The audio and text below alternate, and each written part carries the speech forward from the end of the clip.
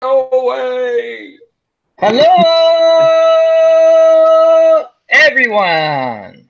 Thank you for joining us on this Saturday evening, going on to Sunday morning. We have with us in chat with Al, the great chat, and a panel of stutters. I don't know. Stars. Unbelievable human beings. We have Chris from Strat-O-Matic Delaware, Ron Juckett from RetroSports Network, the OG, Devin, the original Grognard, and the greatest Sith Lord ever, who says, "Poop on you, you Jedi bastards." Dawg Sidious. What's going on? It's an absolute pleasure to be here again, folks, with the Stark Raving Al, as we like to call him. And yeah, I'm Dawg Sidious, folks. I normally do Star Wars entertainment stuff on my channel. Right now, we're playing Red Dead Redemption 2, and yeah, that's what's been happening on my channel, folks. You guys have met me before, and I will let the next person introduce themselves as they will. So looking forward to tonight. We're gonna have some fun, and yeah, take it away. I think Chris is to my. Chris is ready. He's ready to go. We're going. Ready. Guys, this is Chris, Strat-O-Matic Delaware. You know my channel as well. If you don't check it out, I've got a lot of retro sports on the channel. Cards and football, baseball, basketball, hockey, car racing. Going to get some horse racing at some point, boxing, a few other things. There's not a lot going on the channel right now because I'm focusing on something else, and I'll get to that later. And hopefully the sound is coming through because the camera's kind of weird. But to the next one, I see Ron next to me on my screen. Hello. Mr. Ron Juckett. Hey guys, how are you? I'm Ron Juckett, and I run Retro Sports Network, and we do also all sorts of retro sports playing, the 70 NFL season. Tomorrow is the second of my Cards and Dice Sunday, and we're going to be it's cards and fast action cards, as we're going to be doing Above the Rim basketball tomorrow. Ooh, Above the Rim with Chris and one of his D&D games that starts up on Monday, and whatever else I got going on. But that's what's going on right now. Love the card and dice. Love it. Devin. Oh, in the house. Hey, everybody, welcome back. Devin, the OG, the original Grognard. Computer, tactical board game, hex encounter, strategic war gaming goodness, historical stuff with some sports games thrown in and some computer games on occasion. Currently going through a classic from Victory Games, Open Fire Solitaire Tank Commander system for World War II.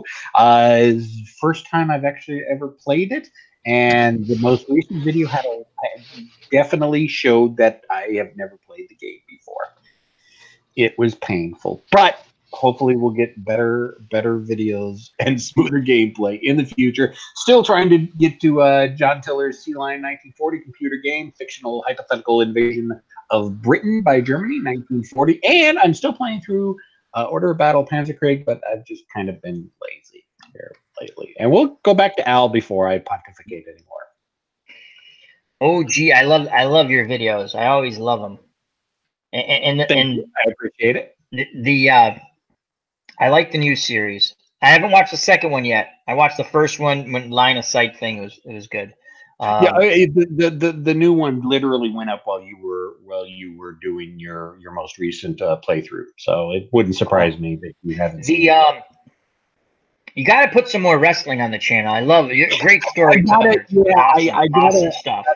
I got to break down and I got to update all my wrestlers. I've got that, but I don't have an easy program to do that. I got to do it all Photoshop and it's cut and paste, and I've got some storylines I want to work on that. And it's such an easy system. Oh, it's great. It's so much fun. I mean, just flipping the cards, and it's all narrative and all storytelling.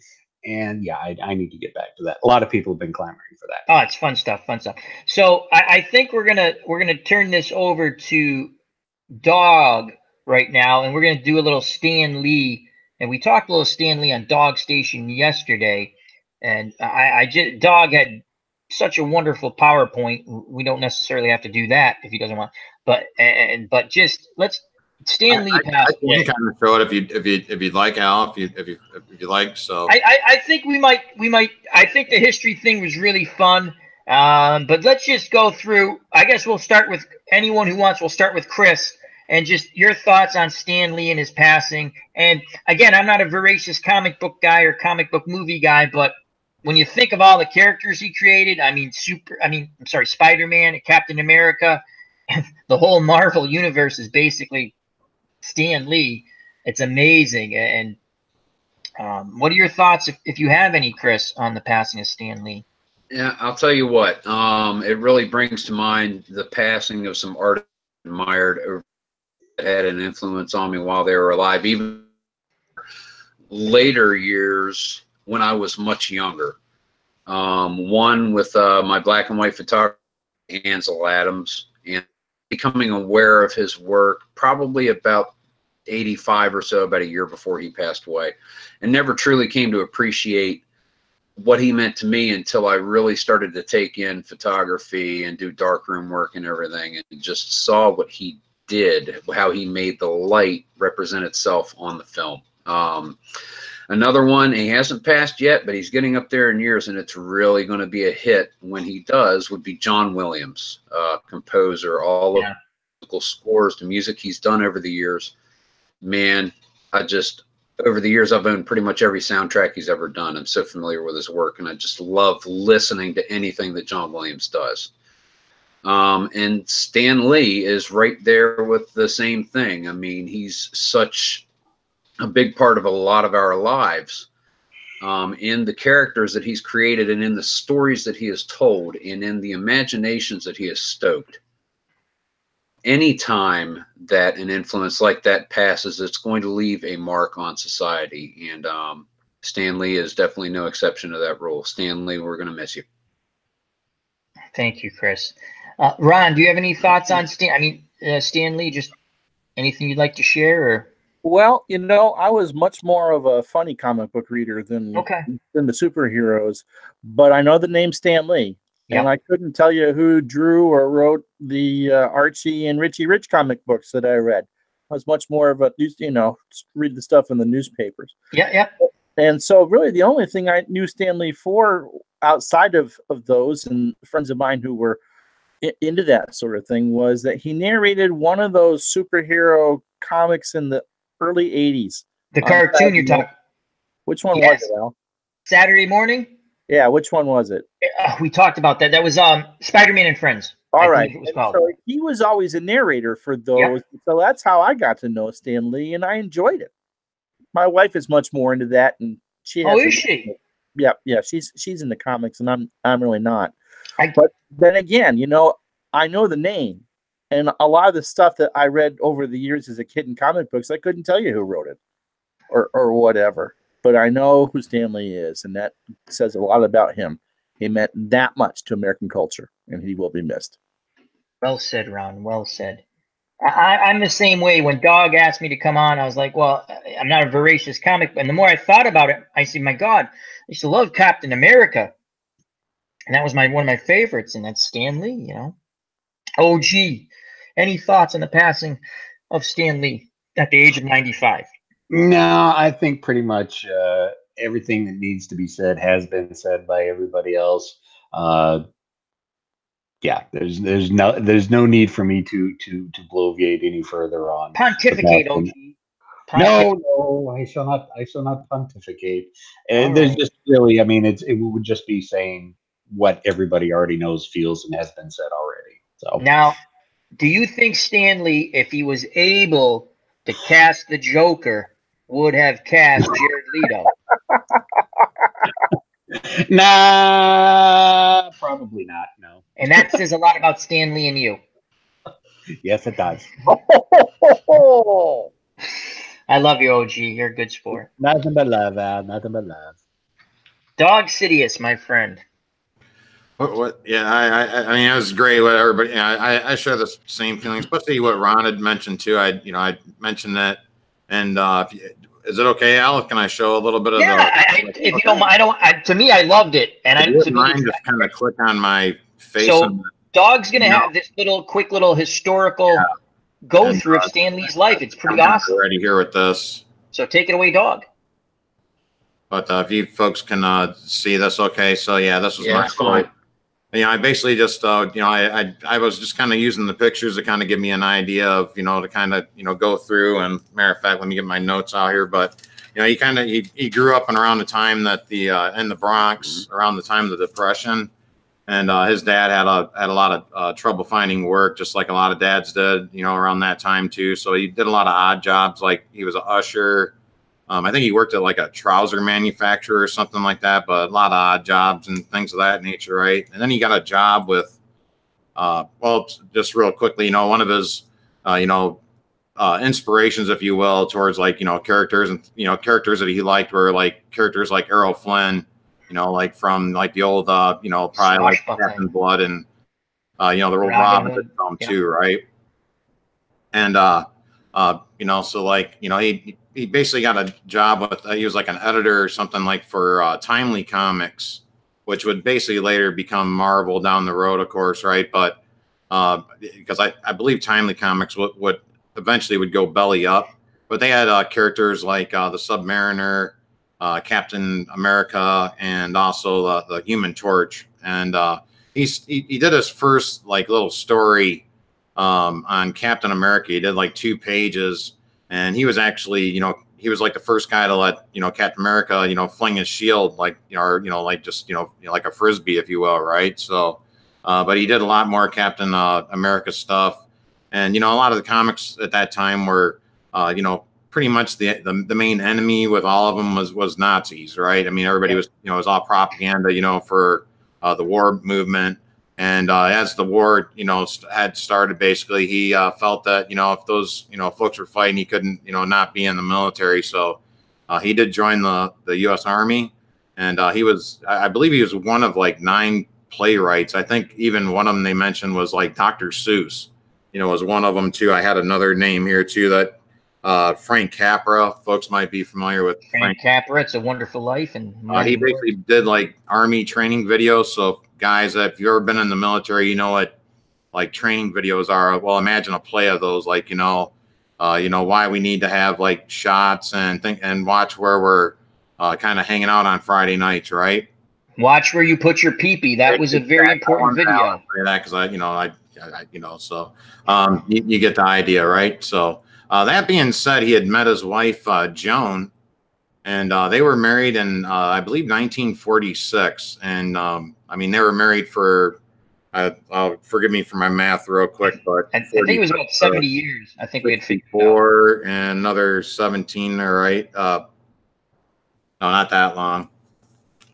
No, 54 and 17 is 71. Sounds like 71 years, around 71 years there real quickly. So, yeah, so and she was pretty much an inspiration for him to kind of do his own thing, you know, make the comic books that he wanted to make.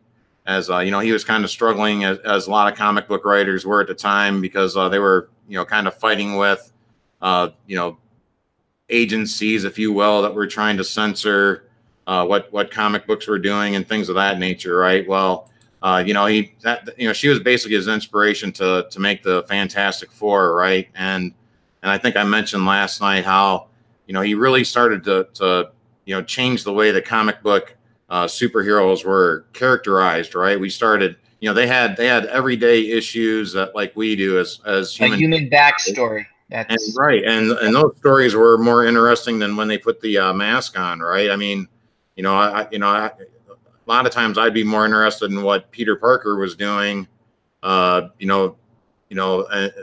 when he's got the mask on, he's fighting the Green Goblin, if you will, right? You know, it's all, you know, things of that nature, right? But the Fantastic Four were a great example of that. So, and again, you know, I mean, that was like my, you know, like I you know, kind of how Ron had said, you know, I knew all these characters. I knew a lot of these characters, but I really didn't know who Stan Lee was. You know, I had heard his voice on the cartoon shows and things of that nature, right? But I didn't know he was, you know, one of the cornerstones of of this absolutely fantastic universe, right? And Spider-Man was one of them. Lou Ferrigno is the Hulk. So I mean, he's kind of responsible for bringing that to our lives, right? In the box, if you will, right? So yeah. I absolutely love that show back in the day too. So so that's why I add that in there too. Just some of the memories I had. Daredevil was one of the first comic book characters I had read, along with Spider-Man, and so he that was another important character to me as well. So he was really responsible for a lot of diversity being introduced into comic books when like when the civil rights movement, things of that nature, was at its peak, and things of that nature, right? He brought in Black Panther, right? He made the Falcon Captain America's partner. He didn't make him like his Robin, if you will, right? He made him. Falcon's an absolutely outstanding character too. I should have added him to this slideshow too, So, and then there was always like those, I added Silver Surfer in here too, just because it just seemed like every decade there was like some new wave of the way society was kind of changing too, and also the way the characters were kind of portrayed too. And I thought Silver Surfer was kind of an example of like the hippie movement, if you will, right? The flower power people, I guess. A little more violent than flower power people, but yeah. Right. And the X-Men too. They're, another great example of, just as long as folks are different, they're somebody's gonna hate somebody being different. So. So there's a, that was a great story too. And, there's a heck of a lot of X-Men fans, so I can't really do it justice. I didn't follow the X-Men as much as, a lot of other folks did. But, I just felt it was kind of important. So, I mean, that's just a huge amount of characters that he left behind. What a legacy, he'll be missed. And, that was my first time of ever hearing Stan Lee's voice was on Spider-Man and his amazing friends, right? With Firestorm and Iceman. And, yes, we'll definitely miss his cameos. Real quickly, folks, his last cameo was filmed already, so that footage will be in Avengers 4. So you can look forward to seeing him in Avengers 4. So thanks for letting me share that, guys. And go ahead, Al. Can you just leave that picture up for a second?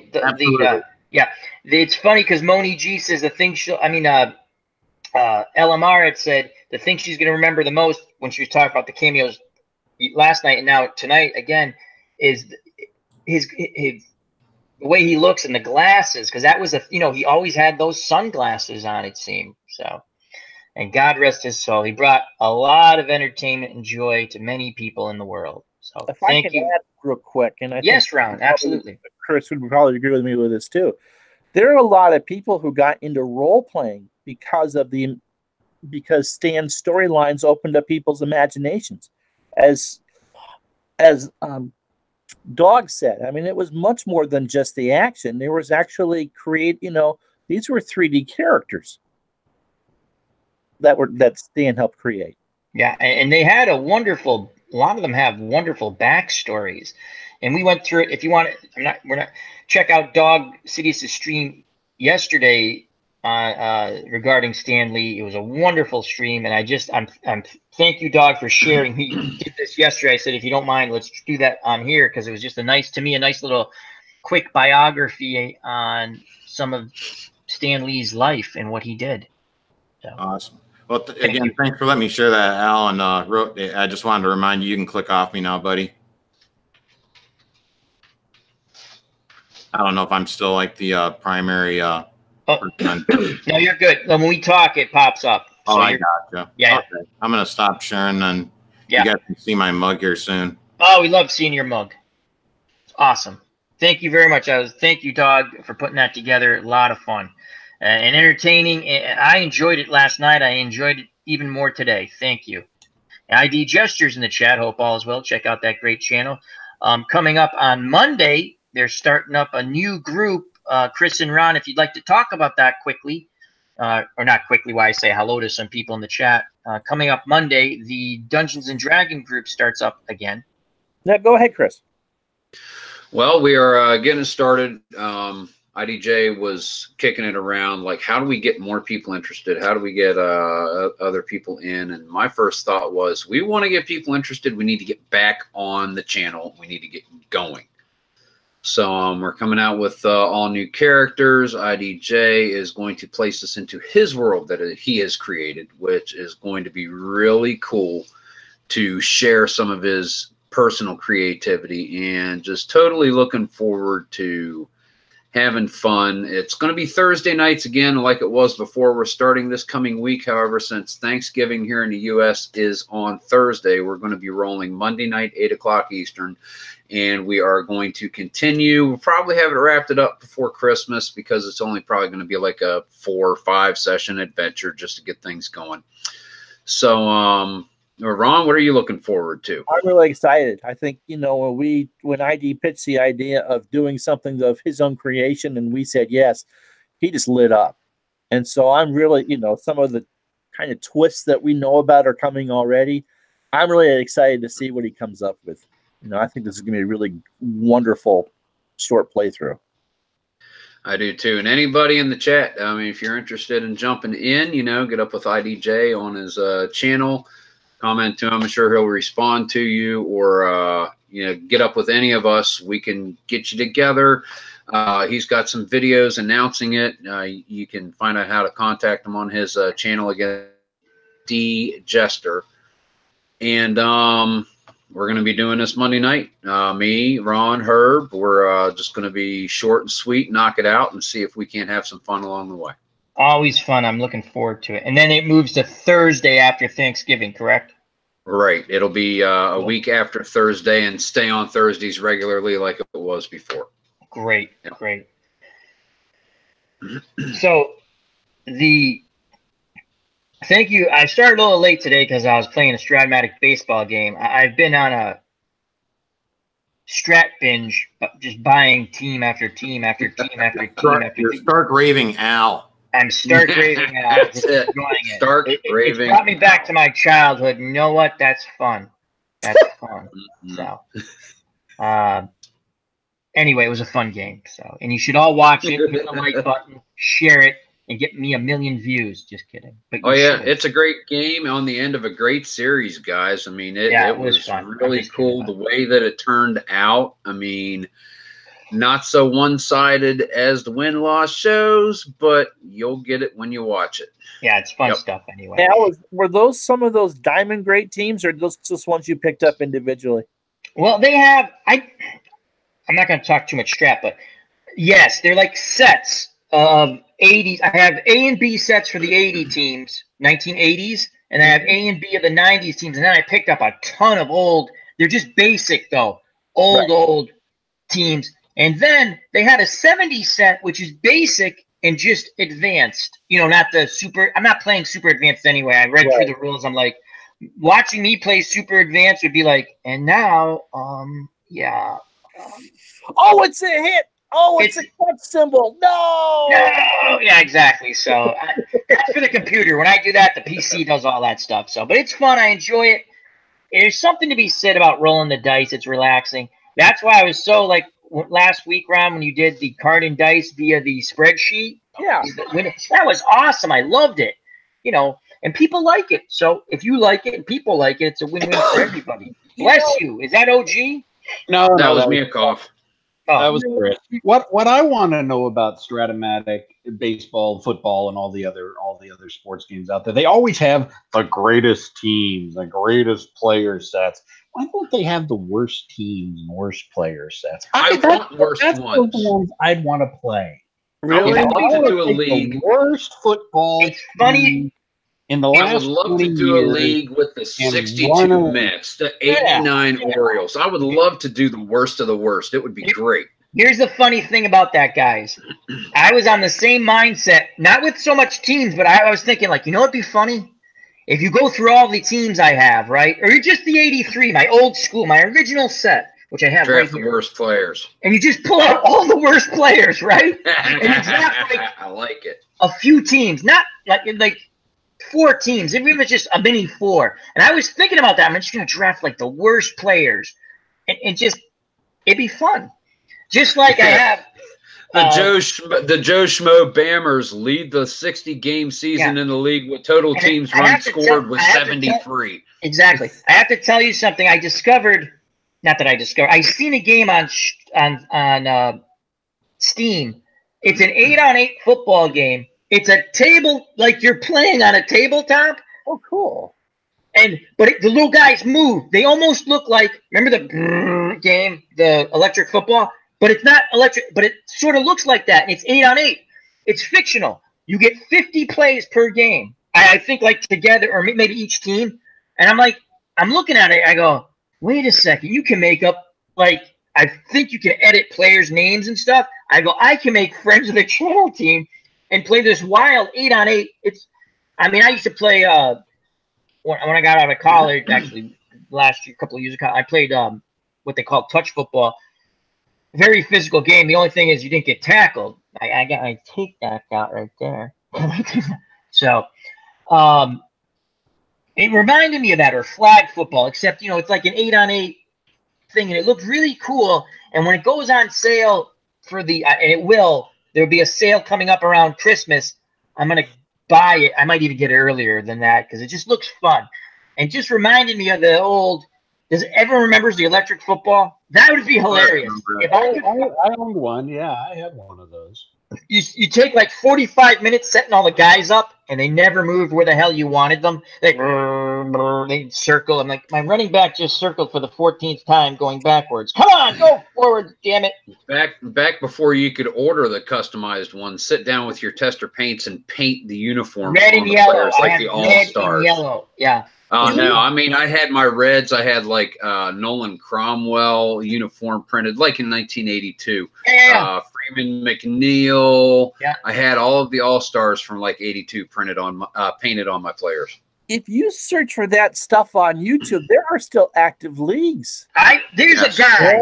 There are people that get into it. You know what? My God. Little plastic pieces basically sat on those 4 little pointed things. So when they vibrated, that's how they moved. There are people who will get into it and bend those the right way so that they will move. Yep. They won't do that 50,000 loop. They get really serious about that. Yeah, they'll sit there and they'll have like a 30-second time limit, and they can pick their players up and they can make whatever adjustments to get them to go in a certain play to try to create a play, and then go until the play ends, and then set it up again. Got another 30 seconds to line them up and make your adjustments, and then hit the switch and burn. There are guys. That game became a decoration for me after a while, very quickly. Yeah, it did. It was frustrating, but there are people on YouTube. They decorate like that whole field like the real stadium. It was out. I went, oh my God, how did this guy do this? And he played the game out. He played it like in. Now, granted, you could see the editing in it, but it was fun to watch. It was hilarious. And he brought remember the little guy? You bring him out. And how quick did you guys all lose those little sponge footballs? I think in a matter of a minute and 45 seconds, I lost every one of them. Yep. Came with like 10 punch outs. Now they were gone. That quarterback kicker, now they were gone. Not like you'd kick them across the room or anything. You just drop them and they blended in with your shag carpet from the 80s. Absolutely. People don't understand. And then your mom vacuum cleaned them up and it was gone. Done. It was gone. Yeah. I'd be going through the trash like the vacuum bag with a mask on, going, is it there? Is it there? Oh, that's not chocolate. Yeah, my eyes are watering from the dust. I can't believe I lost all 14 effing balls in a minute 45. That was fun stuff. That's what that game sort of reminds me of. So it'd be fun to pick up. I forgot. I think it was like when Dallas played Denver in the Super Bowl. That was one of the sets. That was the set I owned. Was the okay, yeah. So yeah, I was with you. I was like 6, but my friend had the Pittsburgh Dallas set, and I always had to play the Cowboys. I don't want to play the Cowboys. I don't want to play the Cowboys. I just had red and yellow. I had red and yellow. I had red and yellow. So I used to pretend it was the Chiefs and the Chiefs and the Packers. I inherited one from before the merger. So it was all NFL. I don't think there was any teams. There might have been like logos on the side of the box. And you know, talking about losing things and trying to move. As Al said, my running back keeps going around and around and around. Keeps going in circles. Yeah, I'm gonna go play. If I'm gonna go there, I'm gonna go find the slot car game I had. That's much. Oh my God, the slot car game. Yeah. That was awesome. The big huge track, and your friend, you'd be playing. You go, like someone would bring a new car, and you're like, "Can I try the car?" And they'd be like, "You're gonna go slow around the turns, right?" I'm like, "Well, yeah, I just want to try the car."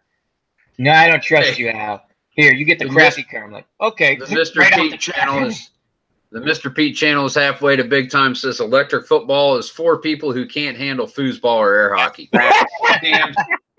I was the air hockey champ. Good line. Good line. Good line. That's just funny. so everybody knows that in this chat.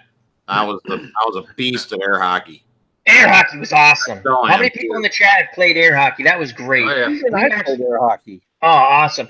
We actually had a full an air hockey table up in the attic, and he was like just playing away. That was awesome. Smack that sucker at the wrong angle, and it just starts going ding, ding, ding, ding, ding, ding, ding, ding. Great game. Ding. Okay, who can reach it gets to hit. Yeah. Remember, it stopped like right in the middle, and you're like, yep. And you're like, don't go past the side. 3, 2, 1, go! Hit it. Foosball was another fun one, spinning the guy. But you know, it was a great game. The original, it was a hockey board game, but the guys slid, right? Oh, yeah. Okay. Yep. The new ones, the guys don't slide; they kind of spin. It's stupid. But the old ones, right?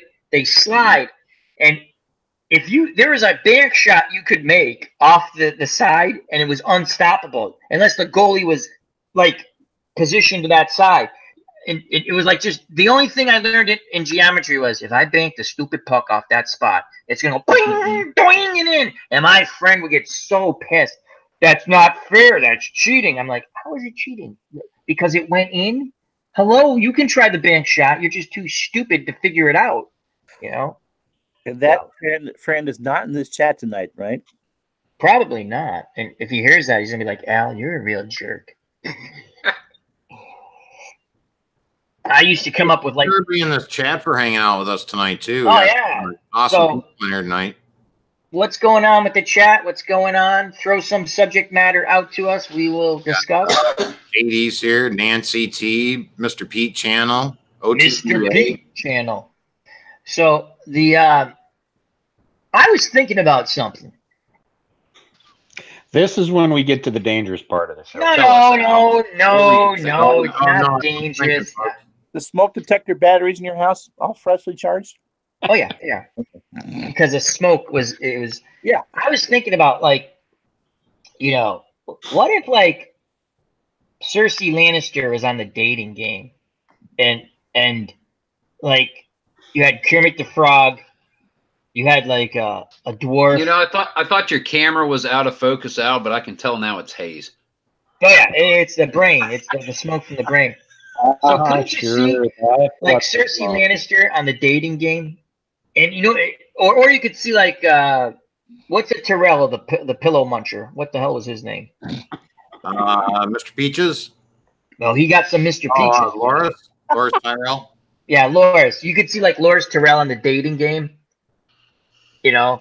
And I just think so we're gonna do that at some point. The Starks dating or the Game of Thrones dating game. Look forward to that. The Stark Raving Al dating game. We're gonna do a dating games thing. It's gonna be pretty fun. So if you want to see a character on the dating game, throw it out to us. And I think our first character on the dating game will be Cersei Lannister. She's only gonna choose Jamie. Her old name. It's going to be funny because Jamie will be on the dating game, but his name will be Jimmy Lancaster. Oh, yeah, because that'll really confuse her. Yeah, just like Superman, and no one knows who the hell Superman is, and you're like a kid watching the old black and white, and then and it turned to color TV, and you're sitting there going, how do they not recognize Superman? I mean, it's Clark Kent. He just glasses and he takes them off, and as a kid I'm sitting there looking around, I don't understand how it's him. It's the glasses. You can't be this fucking stupid. And my dad would be like, smack. I'm like, sorry, but I'm sitting there going, but really I mean, the glasses. No one's this apt. And then I'm thinking to myself, years go by, they're all Starks. That's why they don't know. They're just stupid bastards, right? Oh boy. But Well, that or they all knew but didn't want to hurt his feelings. Oh. I don't know about that. I think, like, Lois Lane, right? I think she had some intimacy. Like, it's funny because she'd go bop Superman, and then she'd be telling Clark, like, oh, my God, he's like the best. And Clark's sitting there going, I know. Yeah. I was there. Do you not know it's... You know, Clark wants to say, it's me, you stupid... You know he wants to say that, but he doesn't because he's Superman, you know? Can you rewind? You know? But Nobody pays any attention to Clark Kent at all. No. But I mean, you know, like if Superman enters the room, everybody's gonna be like, "Oh my God, it's freaking Superman!" You know, it's like Elvis just showed up or something, yeah, right? because Superman should have that Elvis music. See, rider. I don't get it. I don't understand how people didn't know that's not Superman. That is, it's Superman. It's obvious. Hello, take the glasses off. Did Clark Kent never take his glasses? They'd be like, You know who would know, Al? A star. Aquaman. Oh, Aquaman. Oh, another thing. See, God rest his soul, Stan Lee. He had Submariner. You know the difference between Submariner and Aquaman? Anyone? One makes him Submariner was More clothes. Submariner was cool. You're right, Strat Delaware. Aquaman. Again, don't get me started on that. I think you can kill him by throwing salt on his tail, though, or some crap like that. I think you can kill him that way, like salt. I know he swims in salt water, but I think if you throw, or ketchup, or tartar sauce, I think if you throw tartar sauce on Aquaman, he turtles. Be sluggish, man. Instead well, of yeah, seahorses, so horseradish. Yeah, exactly. Hey, does anyone remember sea monkeys? Yes. When you were a kid, and you'd go, like, you'd spend that, sea monkeys were like 50 cents out of the Welcome to the dating game. Ba-ba-bum-bum-ba-bum-bum. Ba-ba-ba-bum-bum-ba-bum-bum. So did you call in front of your father too, Al? I want to know how many times you got smashed in the back of your head at 6 years old for saying something that's fucking stupid. Oh my God, I got smacked a lot as a kid. The neighbors would be coming. The neighbors would be walking over to my house, and I'd be sitting there going, "What did I do?"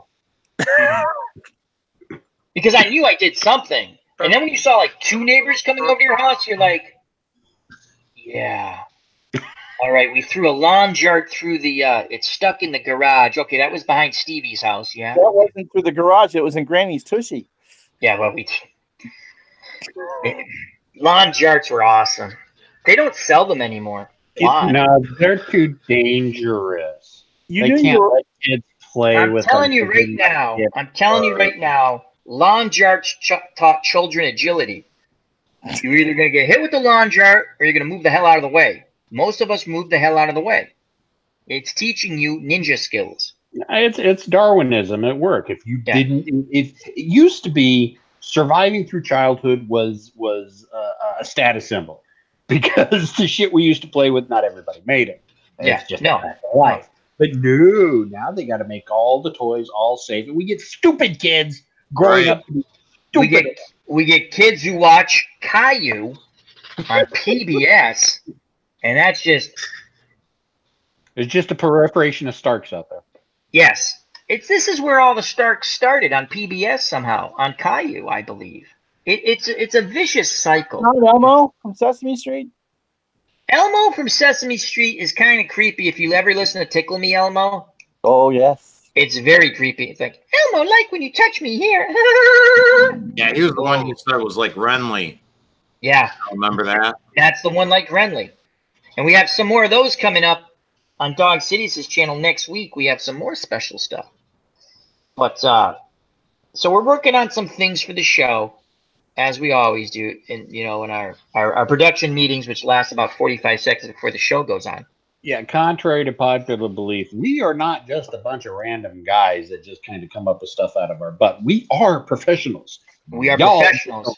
Yeah. Where We else are can- professional, come up with stuff out of our butters. Absolutely. I said we were professionals. I didn't say what we were professionals at. And as you can see, Dawg Sidious has put up Scrappy Doo. Preview for next week here, folks. We're just giving you a little taste of what's to come next week on the Dawg Sidious channel next week. So, yeah, this is the mind of the Stark Raving Owl.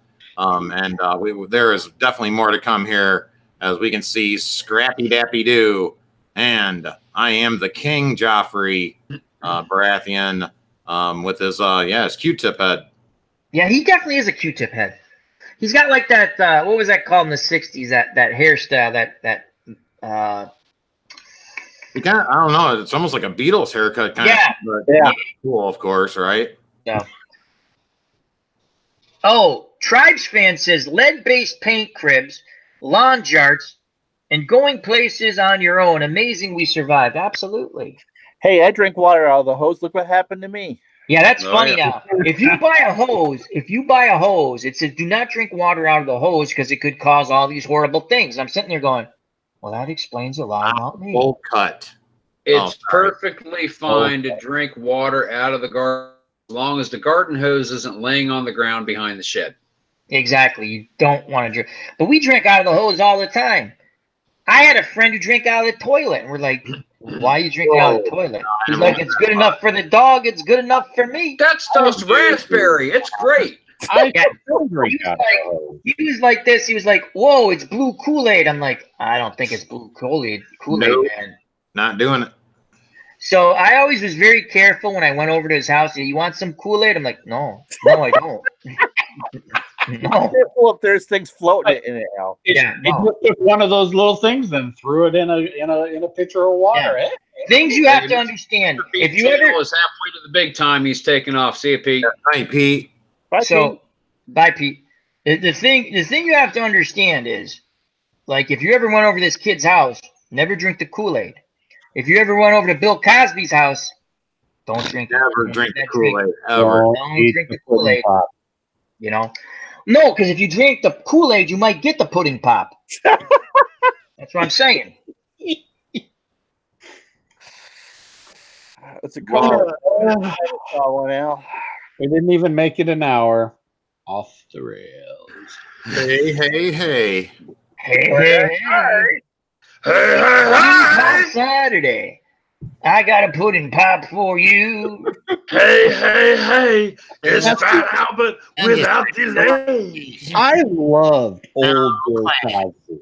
I did too. I liked Fat Albert. I did. 60s and 70s comedy routines, absolute hilarious. Hated Fat Albert. I don't know what it was. Oh my God. I could not stand Fat God, Albert. mute him. To my brother Russell, with whom I slept. That was Ron and I growing up. If you ever want to hear the story of Ron and I growing up, to my brother Russell, with whom I slept. Now, what's gone on with Bill Cosby, that's awful. It's tough to put that aside for a second, but let's just do that. His comedy routine, I believe, was called Himself. Yeah. He's just telling stories With the dentist. in Toronto. That was filmed in Toronto, and it goes almost 2 hours, probably a little more. It's around that range. You sit there, and no matter what ethnicity, race, whatever, you sit there and you listen to these stories, and you relate to them because it's your family. I mean, you're sitting there going, and I'm laughing away because I'm like, I've done stupid things like this. Yep. The whole pull my finger thing.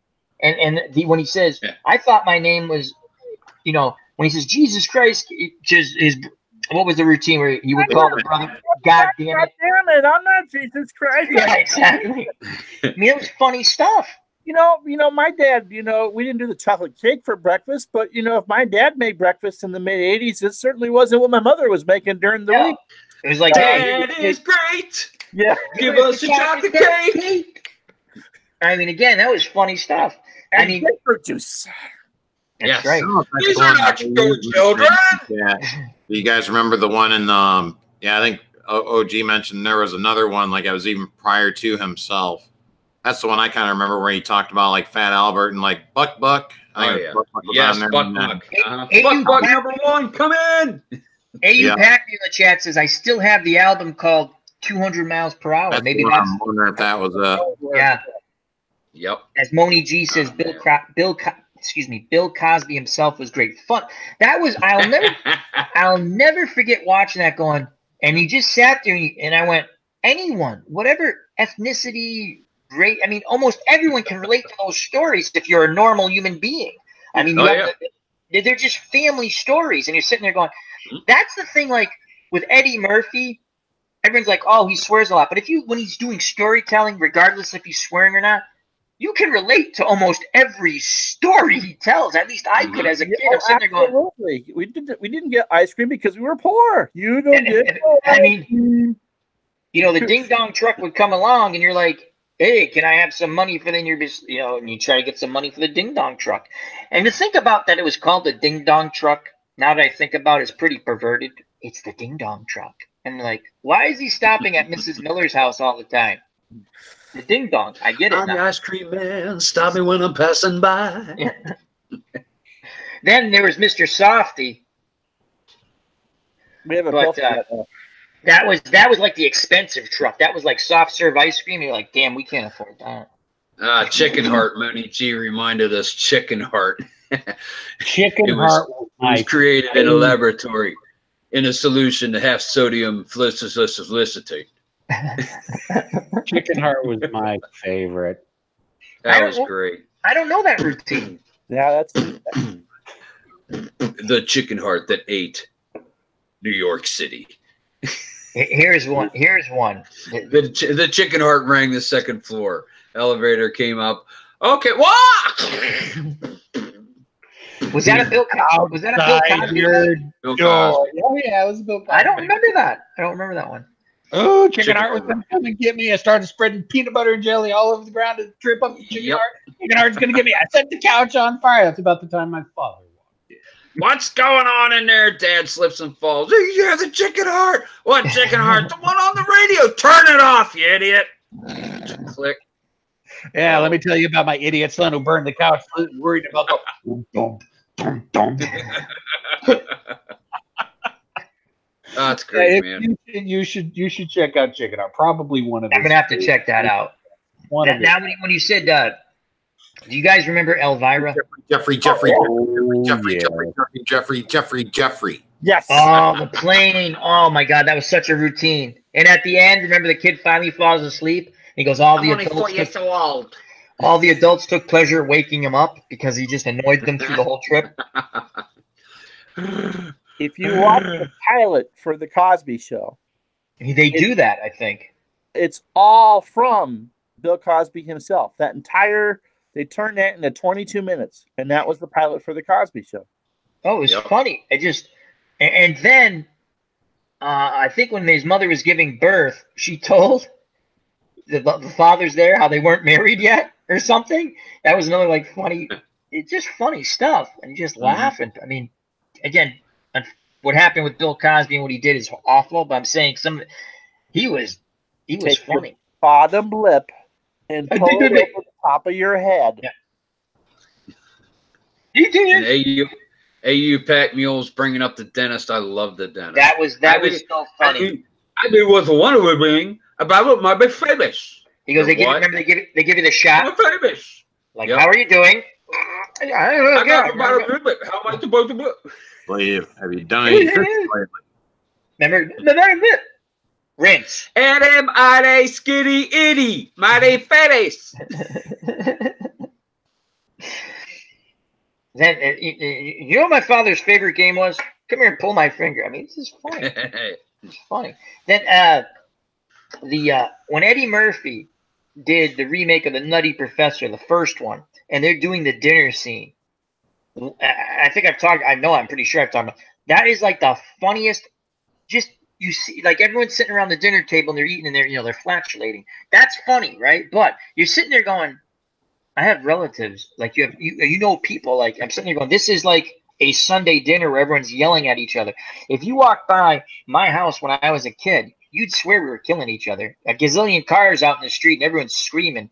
on Sunday dinner, it's just the way we were. I mean, it is. That's why it was funny to me. I related to it.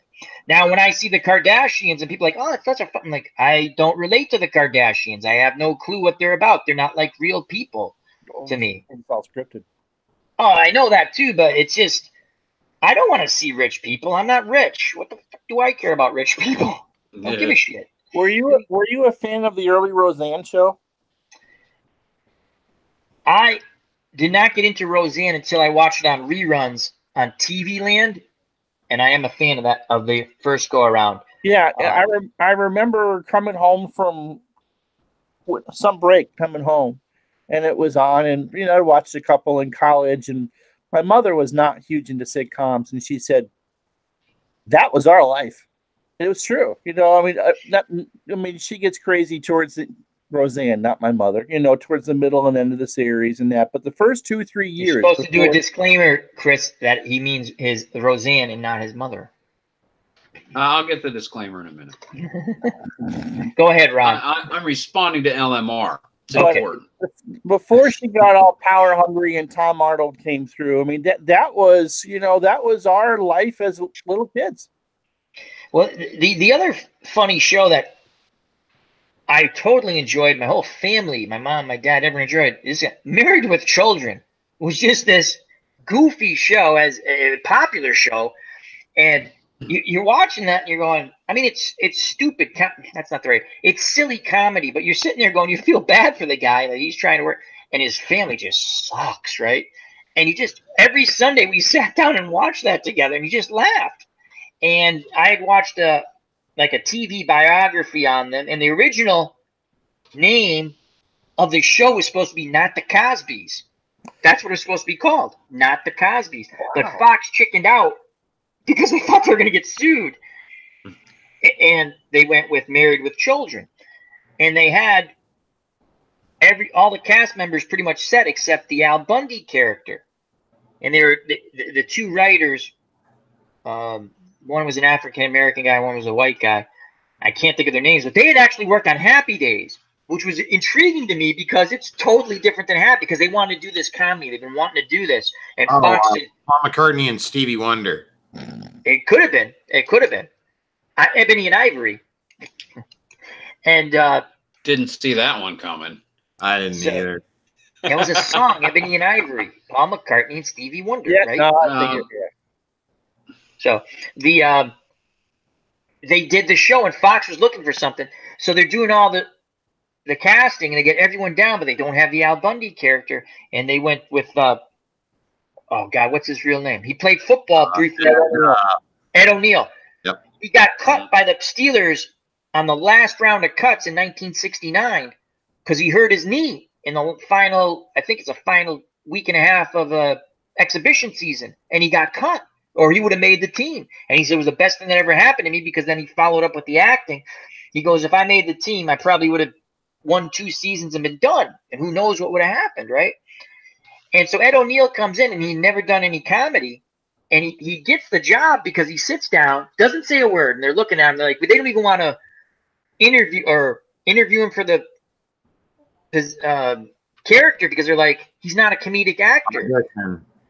And he auditioned, yeah. And he sits down, and he slouches, he unbuttons his pants, and he does the whole hand thing, and they went, that's him. And that's how he got the job. And now he gets to bang Sofia Vergara for fake. You know what? I've banged Sofia Vergara for real. She just doesn't know. There's a restraining order. The views and opinions expressed here in this is about Red Sox fan or YouTube. Actually, though, I am a Red Sox fan, so they kind of do express my... No, they're not. Okay, my lawyer says no. Name the show Monetize This. Monetize this, yeah. Monetize this, you... Dark raving Al. When I was briefly monetized, right, you would sit there and you go, wow, I have a commercial. That's pretty cool, right? And then, like, you go back the next day and it's like, a copyright hit. I go, what for? Like, some Russian person made a claim like it's there. Really? I'm pretty sure I did it. Me?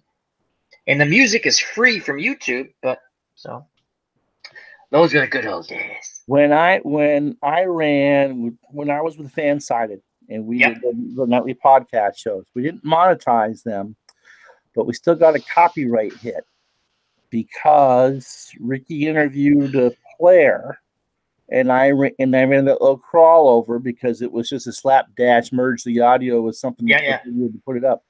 And because of a font, some specific font I used that matched the copyright claim with some Japanese thing, and I had to immediately appeal it because it blocked the audio. Yeah. So, are you kidding? I'm sitting here making the world's worst graphics on my editing software. I'm not stealing anything. Christ on a cracker. If you want to steal it, go right ahead. I don't want the views. And they're sitting there going, "We must find Godzilla to crush Ron Juckett. He has taken our copyright." Oh no, Dr. Mashita. Godzilla is our friend. You ever notice Godzilla was like their friend in some movies, the enemy in others, but yet he always destroyed Tokyo? You know? That Hey, poor kind of city. funny. one of those vending machines with the sushi, I'd rip off Tokyo too. I know. I just remember the very first Godzilla film where he was kind of like the enemy, but after that he was like, you know, he was kind of the protector of Tokyo. That's funny because they had to get a decent actor to try to pull that movie off to try to sell it in the United States and around the world. And they got Raymond Burr. Raymond Burr, who was a good actor, is in the first Godzilla movie. Imagine Raymond Burr doing what kind of Technically, he's not in the first Godzilla movie. He's nowhere in the Japanese version. They only stuck it's in the English version. Yes. They needed some way to get the English audience into it. So instead of just, doing the movie as it was originally, they decided they had to cut in Raymond Burr. It's funny. It's funny. Yeah, you got Channel 99 in New York growing up, right? Yes. WR. New Year's Day, they would do the Godzilla marathons from Absolutely. And so we would watch a couple of those, and those were so cheesy. You could see the guy's face in the neck of the Godzilla suit. They're the best. It's guys in suits wrestling. It's awesome. And when they would crush a car, you could flip over the back of it and see the copyright for the Matchbox. Oh, it's hilarious. I mean, those things were beyond hilarious. And you know, the Westerosi Ninja Milt brings up Godzilla 1998. And I think last week I had said Matt Damon when I meant to say Matthew Broderick. But that's the movie I was talking about where they made him some hermaphrodite thing that he gave birth to himself. I was like, really? Really? You ruined Godzilla for me? You talk about make a Godzilla fan angry. That made me extremely angry. I remember The Last Jedi of its day. You know, the one thing that has always irritated me about all these Godzilla remakes, because there's been like a half a dozen of them, and it's been restarted in Japan. You know, there's several dozen guys. Not a single time has Blue Oyster Cult's Godzilla ever appeared in any Godzilla movie, and that's an injustice. That's a crime. Yep. And he never got his rematch with King Kong. I'm lobbying right now for a rematch with King Kong. I miss Godzuki. Godzuki was awesome. Godzuki was cool. Didn't he go against Godzuki killed one of the remember when he fought the three-headed dragon thing? He had a little puff ball, the puff, and it went around the neck. It was like the Hydra or something, or yeah. No one could beat Godzilla. They put him on Monster Island. He's like, yeah, whatever. That last Godzilla film just ticked me off too, because like when I saw the trailer at the time, because I was a big, huge Godzilla fan when I was a little guy, right? I mean, are you talking about the one with I think did Christopher Nolan do it, or the guy from Breaking Bad was in it? That one? Yeah, that one, right? It was like when I first saw that as the Matthew Broderick one, that's for sure. Oh, that was shit. Yeah. But, yeah, but the one with this latest one, that one ticked me off too, because like the way that trailer came out, I was like, man, that was like the greatest trailer for a film I've ever seen. That just totally made it look like it was going to be something for the Godzilla fans, right? And I was like so hyped for that film, and that film sucked too, because like they would have like, you know, Godzilla's about to face off with the monsters or something like that, and then they switch to like news footage or something like that. Oh, yeah, they did a lot of that. That did stink. Man, I'm like, You know, I was like, oh wow, we finally get to see Godzilla fight the creature. Oh, we got to cut over to Nurse What's Her Face or something, right? That's why America should never do that. That's a CGI budget where they're sitting there going, not yet, not yet. We don't have budget for this, not yet. That's like cutting out all the violent scenes out of a Coyote Roadrunner cartoon. They did, you jest about that. No, I know they did. They did it when they came back. When they brought Looney Tunes back when they first brought them back, you're sitting there watching it. I'm like, oh, cool, they brought Looney Tunes back, right? And you're like, 35-second long cartoon. You're like, oh, they cut stuff out, and you're like, wow. So then Channel 20 starts putting Looney Tunes, again, an independent channel at the time. They're putting out Looney Tunes cartoons after school because another channel did it, but they cut stuff out. And I'm sitting there going, so you go to Channel 20 and they got all the great violence. I'm like, this is what it's about, folks. You want it's a cartoon. If a cartoon warps you that much, then you're warped already. It has nothing to do with the cartoon, my friends. You need to go stick your head in the toilet and stop breathing. If you're I've never in the dog's tongue, like Foghorn Leghorn or something. Cartoons didn't do that to me. Did it do it to you, Al? No, I'm perfect. Well, cartoons have nothing to do with you being Stark Raving Al. No. Okay. I am who I am, not because of cartoons. Let me tell you something. Looney Tunes taught you about life. Jerry Seinfeld joked about it on his show when Elaine says, oh, this taught you all your culture. I learned opera from Looney Tunes. I'm not joking about that. And then you'd see it later in life and you knew what it was. You're like, oh, that's the Barber of Seville, even though it was the Bunny of Seville, Figaro. It was fun. It was good stuff. And people are like, oh, it's, that's like when they got rid of Spuds McKenzie. Okay, it's different in a way. The beer commercials. Spuds McKenzie, what they did was they wanted to prove that Bud was marketing towards children, right? And so they give the test to the kids. And I might have like certain characters wrong, but I think the 3 characters were they showed, who's this? And they go, that's Santa Claus. And they go, who's this? That's Bugs Bunny. And they go, who's this? Spuds McKenzie. And they're like, yeah. So they made him change. Then Bud went away from it. Then they come back with the lizards or the frogs, and they were hilarious. They were better than sitcoms on TV. I used to wait for the new commercial to come out, right? Because they were funny, right? Yeah. And then they had the lizards trying to kill the frogs. It was just funny because they wanted to be the main characters in the commercials. And then they did the same test. Who's this? Santa Claus. Who's this? Bugs Bunny. Who's that? The Budweiser frogs. And then they were like, you had to get rid of it. And again, that's different. They're marketing. But come on, people. Gee, that's almost as bad as a board for comic books back in the day. This is what you're worried about? Are you serious? A lot worse things in the world to worry about them. My kid kind of likes those commercials. He thinks they're funny. Is your kid drinking a 6-pack? Is the 6-year-old drinking the 6-pack? No, because we don't let him drink. Oh, because you're a responsible parent. Yeah, you're not supposed to. Oh, okay. I'm going to make a true confession here. They pitched Budweiser at me since I was 3 years old because I've watched sports for a long, long time. I've never had them. Yeah. So, wow, it didn't work on you. Hey, when we were kids, we had candy cigars. That's candy cigarettes you get when you're eating. That was awesome because I like the candy cigars better because it was bubble gum. With the cigarettes were that sugar thing, Yeah, I don't think they sell too much of those anymore. Well, another thing they had the beef jerky tinned like chewing tobacco. Yeah, that's a no-no now. Yeah, they don't do that anymore. That stuff was great. I loved it.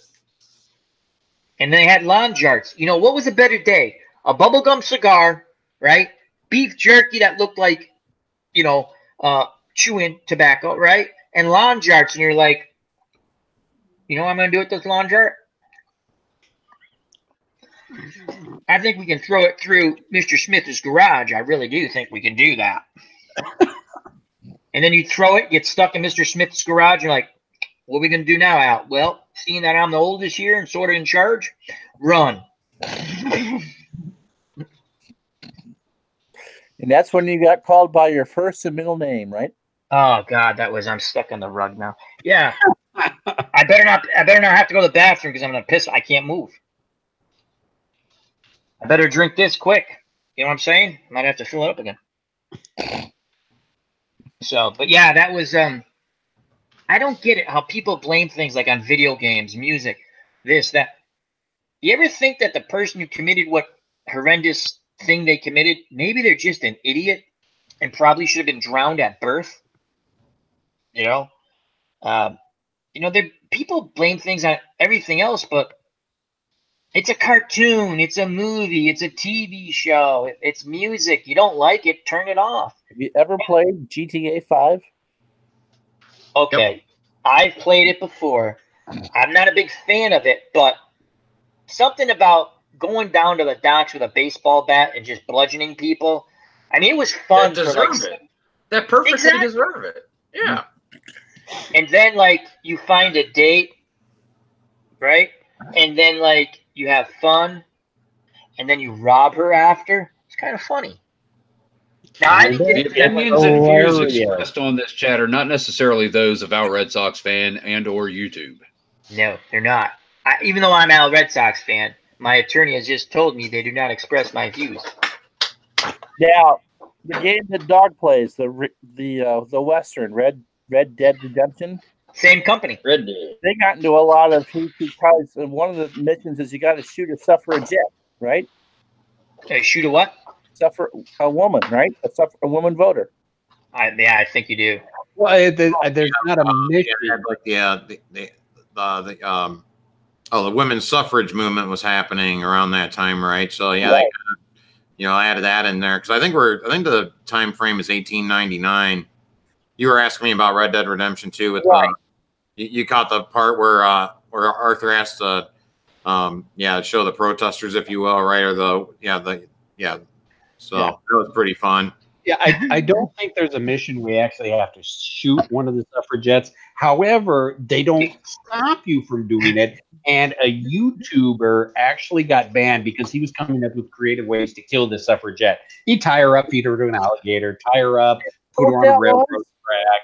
You could feed her to an alligator? Oh yeah. There are so many ways. There are so many ways you can kill people in this game. I was watching. There's no achievement for that. Yeah, but you feed someone to an alligator. That's pretty cool. You know what I think? I read the other day or today.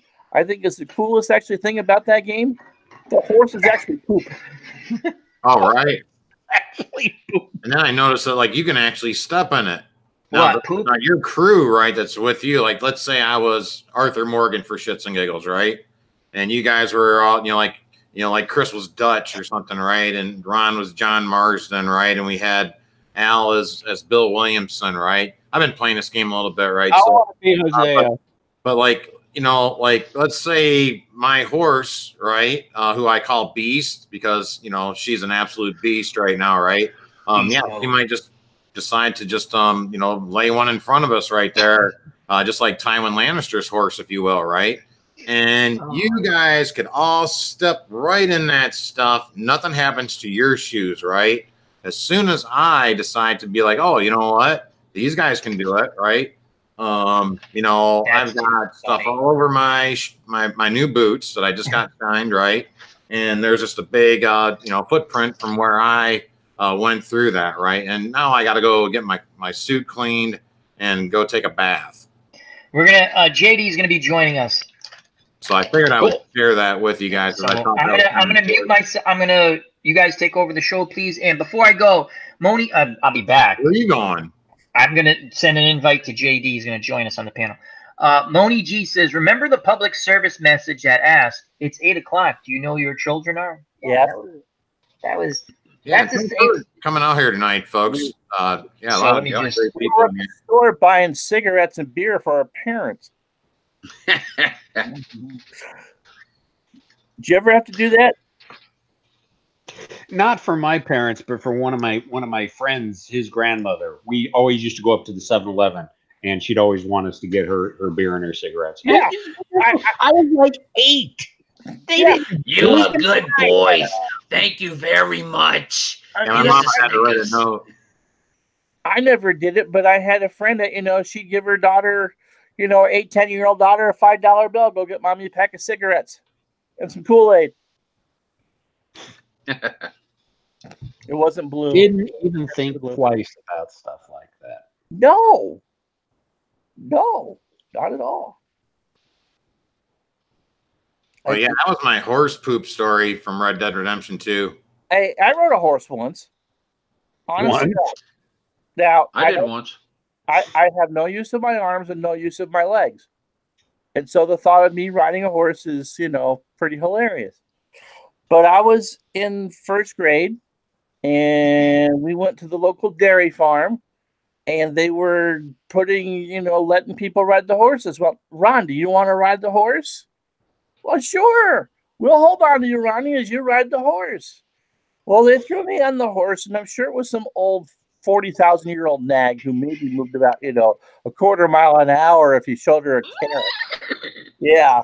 Well, I think took 2 steps, and I thought, the thing was. Did he just do? I'm sorry, Ron. Did you just do a horse sound, or like whinnied? Yeah, I did a horse sound. I'm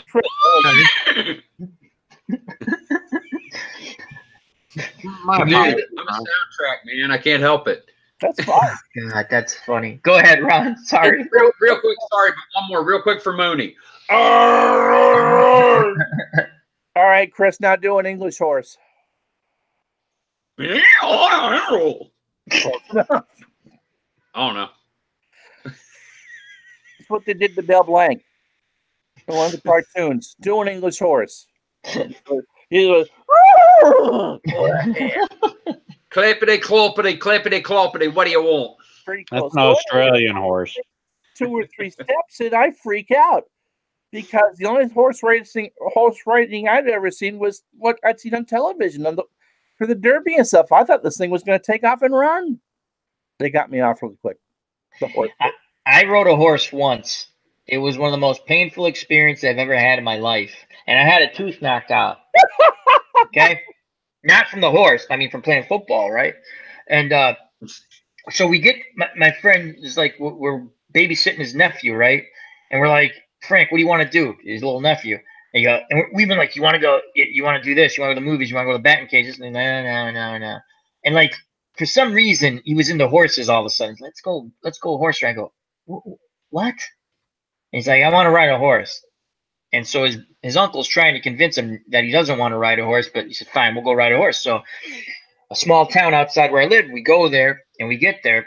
And I go, look, I've never ridden a horse before. Just give me something I can sit on, a nice, easy horse. And the person being a jackass goes, oh, we'll give you a nice horse. We're going to give you Nelson. I'm like, Nelson sounds like a nice name. And horses are big animals, right? Yes, they are. And they're huge.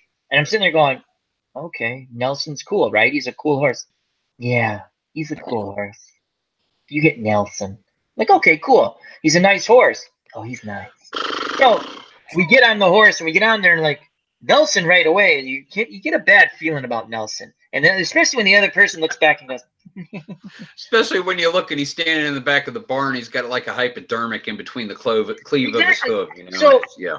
So we start going off, and you have a leader, right? And you just follow behind the things. And my God, I never seen so many horse peepees in my life. I'm sitting there going, every horse, their peepees hanging out. I'm like, Jesus Christ, holy crap! And so we're riding along, right?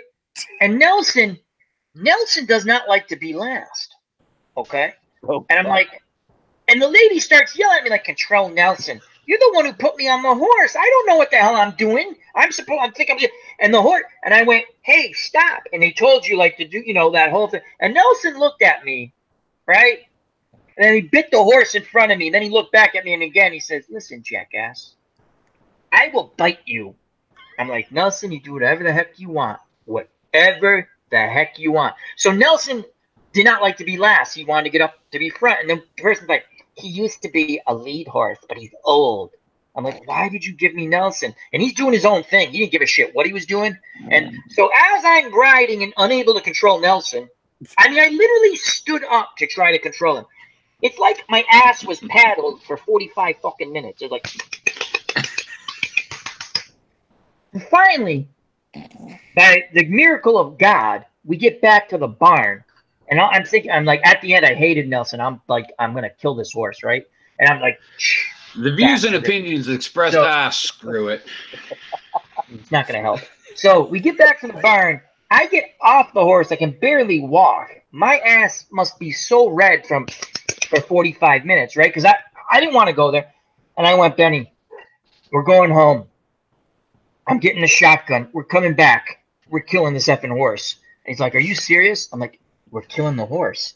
Changing his name to Elmer. Oh my God, I hated that. And it's like, and the woman, and I turned to her, I go, why did you give me this horse? I told you I can't read. Well, you should have been able to control him. You should have been able to control. I'm like, you are such a, you know. And then I said, Benny, we're coming back. We're killing this person too, and we're gonna bury the horse and this broad in the same ditch behind the garage. Behind the garage. We were a little older. We were a little more sophisticated then. We're gonna use a different garage. What you didn't know is it was her mother that you were playing lawn darts with next door. Probably was. But Hey, that was my. You send that link to JD. Yeah, I did. Okay, I sent him one too. I don't know if you There still can hear me, JD. I sent you a link, buddy. Yeah, we got him. There he is. Oh, there he is. Awesome. Dragon. What's up? I watched JD. JD was playing. Did you get it? I sent it through the message. Yeah. Cool. Yeah, I got it. JD was playing Red Dead Redemption because you're talking about the alligator. Well, there's a mission where you go and there's an alligator. But I didn't know you could feed people to the alligators. That's pretty cool. Mm-hmm. There's even in Mafia 3, there's an achievement for feeding people to the alligators. I got that achievement. You should put that. You know what? I have to do that. So if I ever go on a mock job interview with like a fake with a camera that they can't see, they'd be like, "Well, what have you done lately?" Well, I've been playing a lot of Red Dead Redemption. And you ever hear about the women's suffrage movement? Like, yeah. Well, I ended it because I fed them to alligators. Seriously, do I get the job? Yeah. No. Constitutional amendment, my ass. Tune in tomorrow for more Monetize This. How are you, JD? Oh, I'll throw it, but other than that, I'm good. That ain't cool. What? I missed what he said. I'm sorry. You don't feel good? I'm fighting a sore. Oh God, I'm just sort of starting to get better now. So JD's been playing a lot of Red Dead Redemption. What are your quick? Or they don't have to be quick. What are your thoughts on that game? It's so much fun to watch you and Dawg play. I love it. Oh man, I'm enjoying it just as much as I enjoyed the first Red Dead Redemption. The storyline of Arthur Morgan is so far, it's been a lot of fun. I like the second guessing he does with Dutch because lately, especially the last mission I did with Dutch, I was pretty much cussing him out the whole time. The mechanics of Red Dead Redemption, the graphics of Red Dead Redemption, the whole thing that they did. I mean, I remember watching it, like they got pushed back like a year and a half from its original release date. And I'm like, I'm not mad at all because I'm glad they pushed it back because there's not very many glitches in the game. It's very smooth. It's a phenomenal game. It really is. I love it. What are your feelings about the cutscenes? I've only played the beginning, and there's a lot of cutscenes. I'm just bless you, whoever sneezed. What are your feelings? Because when I watched it, it flows really nice, but when I want to play it, I just want to play. Yeah, I get that. When it comes to me in games, especially big open world RPG games like that have a great storyline, I'm good with the cutscenes. I'll let them play. Now, back in the day when I used to play like Call of Duty and shit, and it had cutscenes in the storyline, I was like, he froze. He obviously didn't play them. Yeah. No, he didn't. But I was just he'll probably bounce in and out because I think JD froze. He'll be back with us. He'll probably bounce in and out and come back. The Dawg, did you hear that? Once JD comes back, we'll do a little riffing on Red Dead Redemption again. Fun game. JD's back. Cool. Oh, he's back. am I back? Yeah, you went like this. You're talking. You're like, and you went up. I went. Said you enjoyed the storyline, and that's about where you got cut off. Yeah.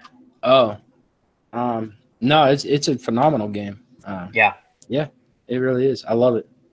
But yeah, when it comes to that, if it's like a Call of Duty style game, I just want to play the game. But if it's an open world RPG game like that has a really good storyline included in it, I want to see the story. So I'm good with the cutscenes. Cool, cool. Did you play Borderlands also? Did you play Borderlands? I played Borderlands 2. Okay, because there's a third one coming out, and that was one of my favorite games. But I do enjoy Red Dead. I loved Red Dead Redemption 1. Once I finish Strange Brigade, which hopefully we'll have a Strange Brigade Sunday tomorrow, just for a few hours, then I'm going to start playing some Red Dead Redemption.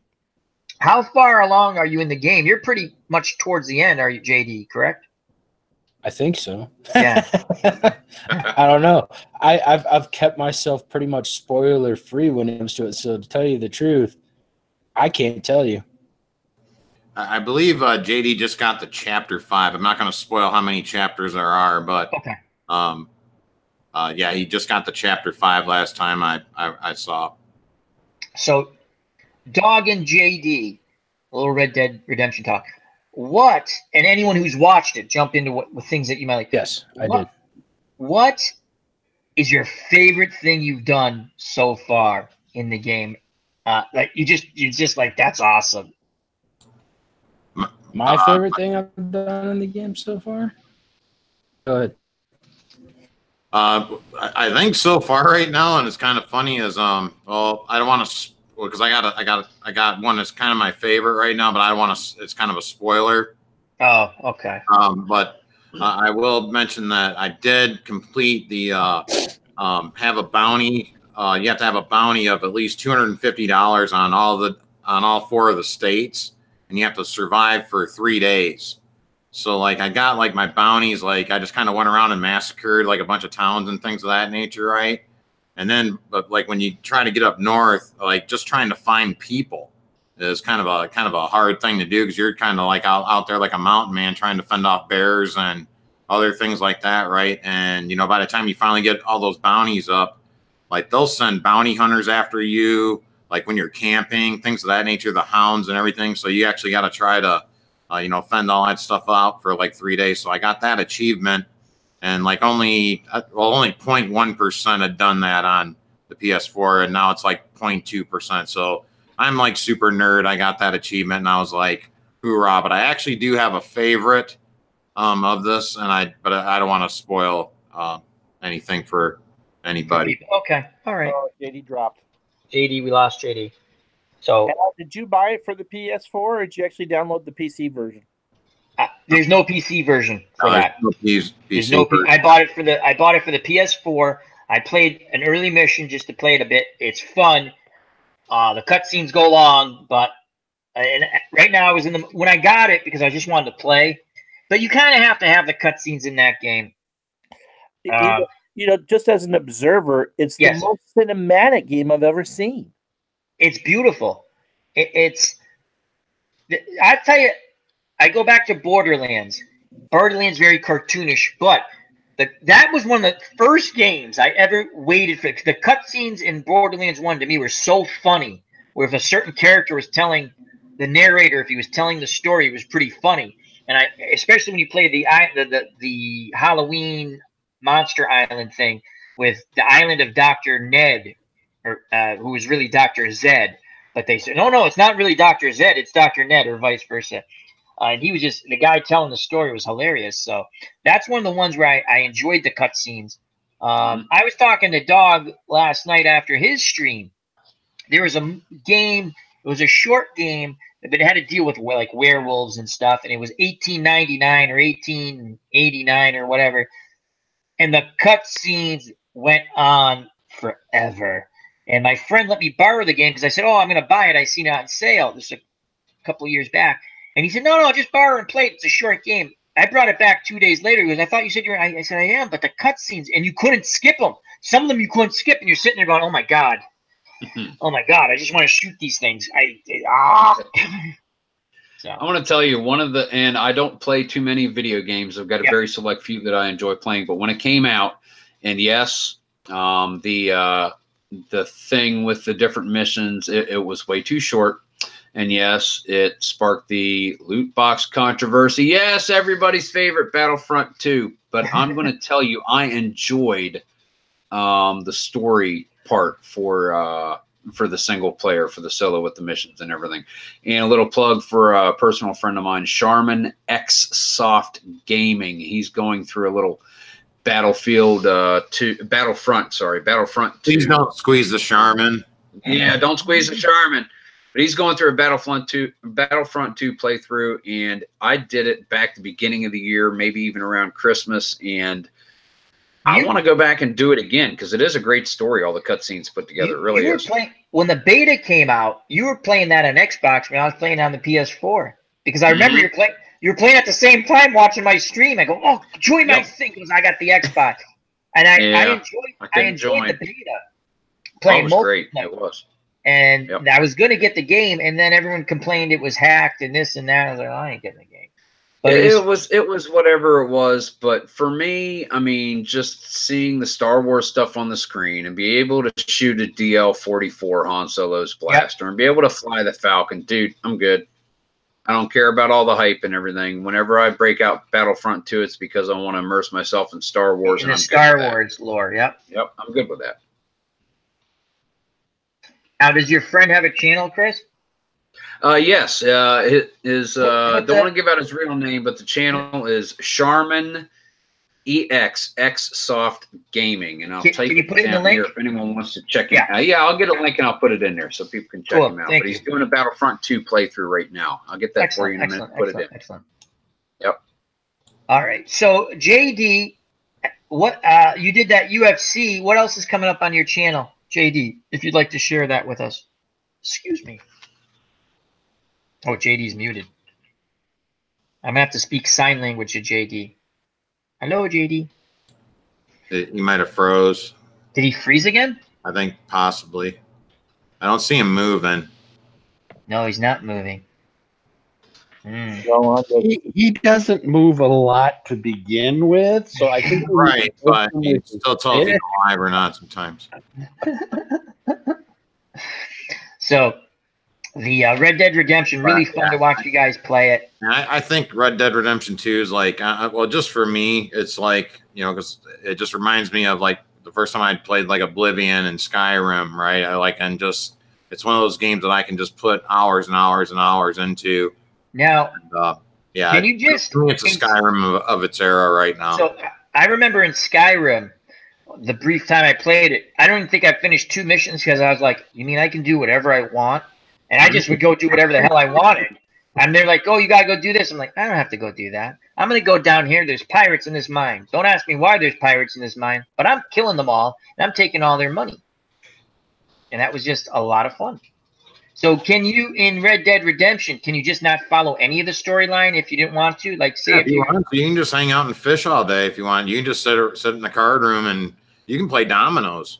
That's pretty funny. Sit there and just play dominoes all day if that's your thing. I like to go out, and be badass though. That's my thing. So it's very much like GTA 5, where you can pretty much do whatever you want. Same creators. Yeah, same people. With GTA 5, the storyline was really good as well. I mean, it's getting to the point where video games are becoming better sources of cinematic entertainment than Hollywood is. Mainly because we're allowed to interact with these movies, and they're a hell of a lot longer. Well, it's one of the reasons why don't really watch a lot of movies. I'm so used to interacting with whatever it is that I do that I just can't sit still for 90 minutes to 2 hours and be bored.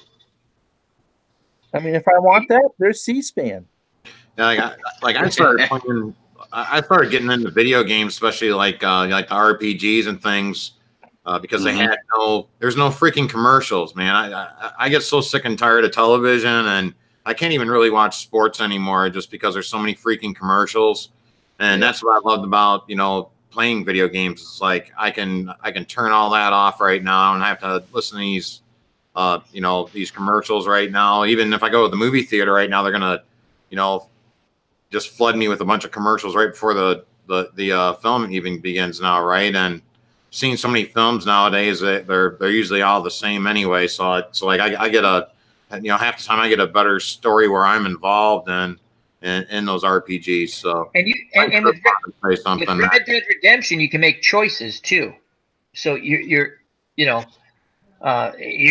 dictating that story that way, and you're right. It's, you know what, you can play, you can interact with your friends, whether you're, we stream on YouTube, but whatever you're streaming on, and hopefully when they get the multiplayer, there'll be a fun multiplayer because there's quite a few of us who have the game. It'd be cool that we could have our own group, and I can get my revenge for that 45 minutes that I got basically killed every 3 seconds in multiplayer. And Red Dead Redemption 1, or just Red Dead Redemption. It wasn't even 2, that 1. So, and I'm hoping for that zombie download. That was the best. Zombies in the West. Awesome stuff. I enjoyed your Star Wars zombie play the other day. Oh my God, I was awful. Here's the thing. I download the map. I'm like, I'm going to play this. And I don't feel good.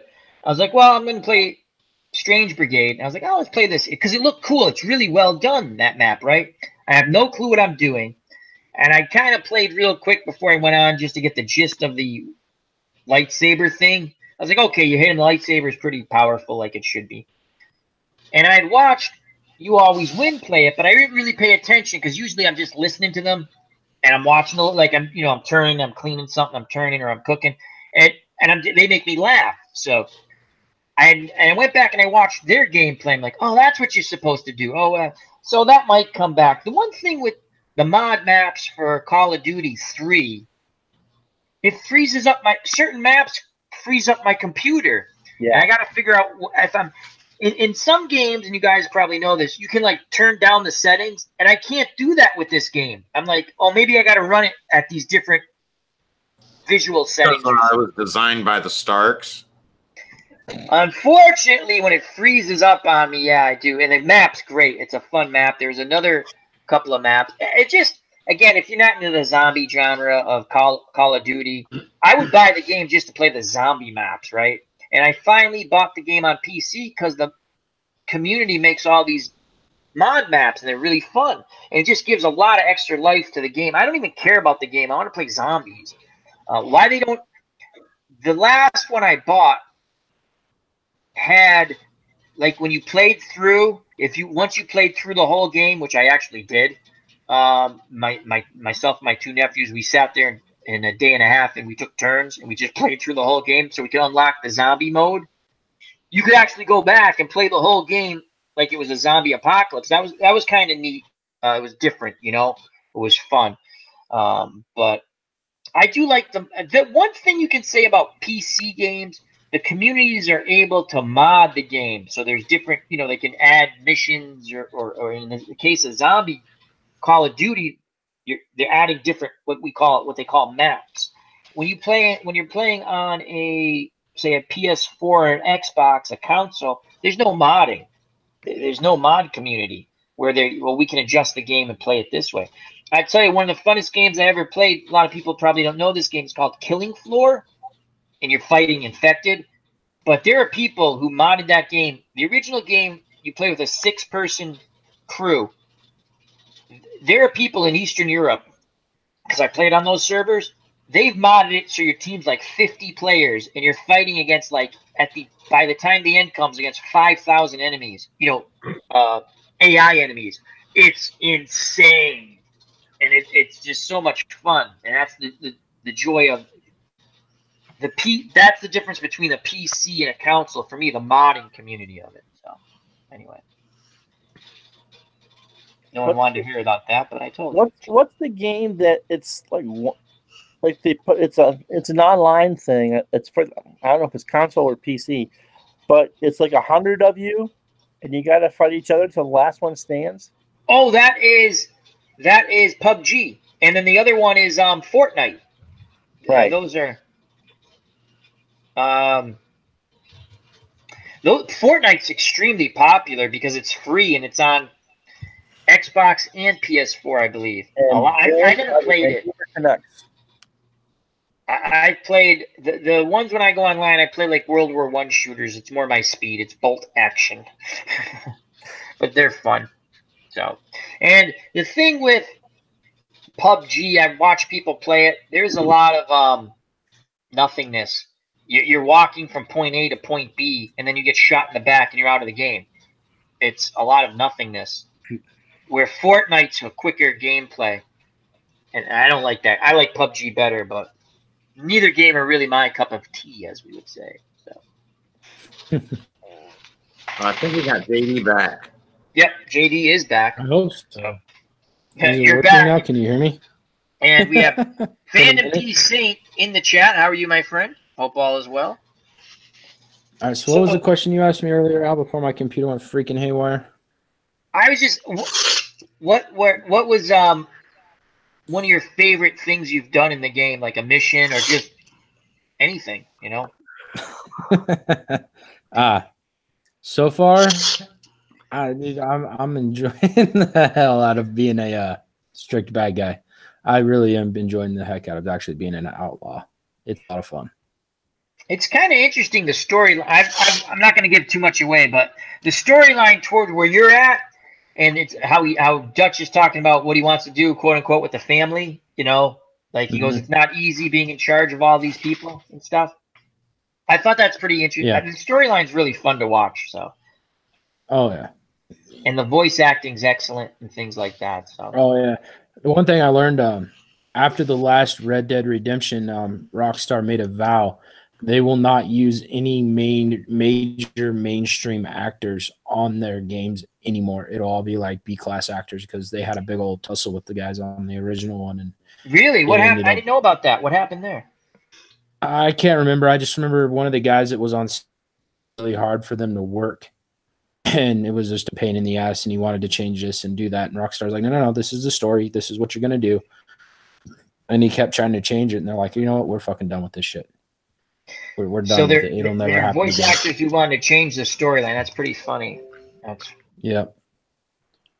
So it's all B-class actors, no more major actors. So I thought that was pretty good because the guys that did Red Dead Redemption 2 have done an excellent job. So I can't complain.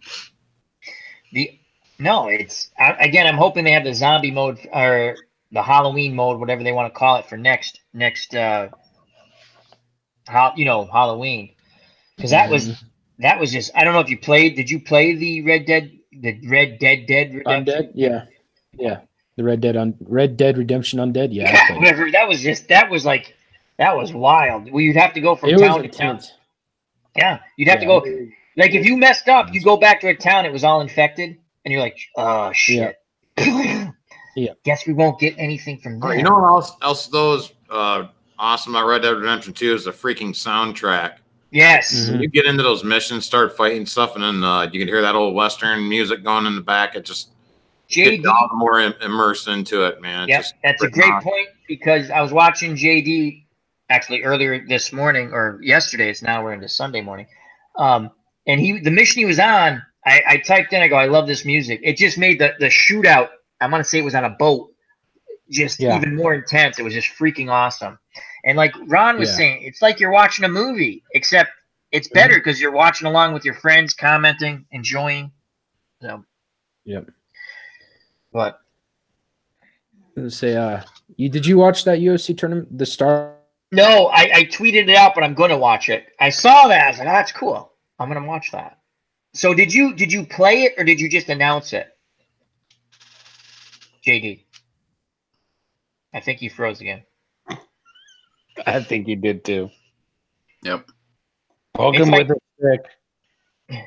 I feel like we're playing red light, green light with JD. That's all right. He'll be back. JD will be back. JD will be back. It just froze up. So let's go. Oh, joy. We got one of those people. Anyway, good job, Doug. Let's throw out, give us a topic in the chat. What would you like us to discuss? Do we want to do the dating game? Not yet. I need more time to prepare for that. Okay. Not yet, because I need at least a day to prepare for that. That's going to be coming up. Okay. Dating game with Cersei Lannister. And it's going to be fun. But we're going to have to do a little prep work on that. For the first person you suggested. You have to broke on that if you're going to do that, Al. You're going to have to what? You're going to have broke on that if you're going to do that. Oh, we're going to do the date. Well, that's I thought about having real people. We're going to do characters though. But yeah, that'd be good. Actually, that's a good idea. We could have the two people playing characters and then Fandom D Saint, aka broke, being himself because he's in love with Cersei. Like extremely. Yeah, I know who could be on the dating game. I know who could be on the dating game. Who? Uh-oh. A little bit of Sean Connery, maybe. Well, why don't you slide over here, Lassie, and find out for yourself, right? That was one of the funnier skits when he used to be on SNL. Used to do him on yes. Jeopardy. Yes, Jeopardy. That was great. It was. It was. So yeah, Al, what I wanted to tell you. Hopefully, I'll freeze here soon. So all I did on the OC is all I did was announce it's all fights. That's cool. it. Cool. So why don't you, if you want to put that in the chat to share, because I'm pretty sure you're a mod. So just put it in there, JD. Actually, I know you're a mod. I can do that. I am a mod. That way, people. So, but yeah, I think the dating game thing will be fun, and I think everyone will enjoy it. We just need a little time to actually put it together, because things come to me like I'm like, that'd be funny, the dating game, not like for real, because we probably get arrested. Yeah. But the dating game was, it was better than what dating game was fun. There was a show called Love Connection with Chuck Woolery. Mm-hmm. And so people would go out on the date, right? And they come back and talk about it. Well, that was hilarious because you just get these people. And there was a psycho woman on there one time, and she's saying all these bad, horrible things about this guy. And this is in the day and age when you had like a recorder for your phone messages. And it literally, the tape was like this big. And people don't remember. I mean, you guys might remember. Mm-hmm. And the guy literally pulls out the little record, and he has a recorder, right? And he goes, so you're saying all this stuff is true, right? Because you're lying. And she's like, you're the liar. And he went, I have this tape here about the message you left for me. And she went, she turtled. She did. I was like, play the tape. Play the tape. Play the tape. As a kid, I'm like, play the tape. I don't know, Al. If you sent the winning couple to the Best Western in Guilderland in New York, I'm sure they'd be happy with the business. And probably would. That was one of we'll be back in 2 and 2. I just want Kermit and Miss Piggy to win a trip to Ensenada. That's all I want. Kermit and Miss Piggy are going to hedonism. Who are you kidding? They're winning a trip to the enchilada factory. I know. Understand. Waka waka. But yeah, that we're going to be doing that. Austin Powers wants a shout out, so there's your shout out, Austin. Hi, Austin Powers. Everyone say hi to Austin. Behave. Hi, Austin. Hello, Austin. That's not my bag, baby. That's not my bag, baby. It's Are you feeling randy? Mary makes your heart do do do do do do do Mary. Austin, sorry. The only day. One of the funniest things was the Dr. Evil's son, right? And he's sitting there going, why don't we just shoot him, right? Why don't we just shoot him? And like, I got a gun in my room. I can go get it. We can do it together. We just shoot him. You know what makes that funny? It's because if you ever watch James Bond, and James Bond would get caught by the bad guys, the earlier ones, they come up with all these elaborate things to kill him. And as a kid, that's right. Bad guys aren't the way they were back in the '60s. Yeah. And when you're watching as a kid, it's always, why don't you just shoot him? Just shoot him, like kill him. And when they ever did that on whatever version of Austin Power movie it was, I laughed so loud because like we've got sharks with laser beams. We're gonna use the sharks with the laser beams to kill him. That was just good. Austin Powers was one of those movies when it came out, you're like, whoa, it was just wicked funny. Fat bastard, jump in my belly. Get in my belly. Get in my belly. Scott Evil. Thank you, Austin Powers. That was funny stuff. Yeah. And they did the names, again, spoofing James Bond, because James Bond had the women's names were like not PC. Who does number 2 work for? All right. My wife wants to go to bed, so Ron Juckett's out of here, folks. I think I'm going to be too, because I got to get up in the morning and help my brother-in-law work on brakes. And brakes and no sleep do not work together well. No, we want that to work together well. We want the car to stop. Yes. So thanks for having me on. You're welcome, Ron. Thank you. It was great, Thank you. guys. Thank you for Chris from Strat-O-Matic Delaware. Take care. Bye-bye. Thanks, chat. Love to all of you. Yep. So it's me, OG, and Dawg.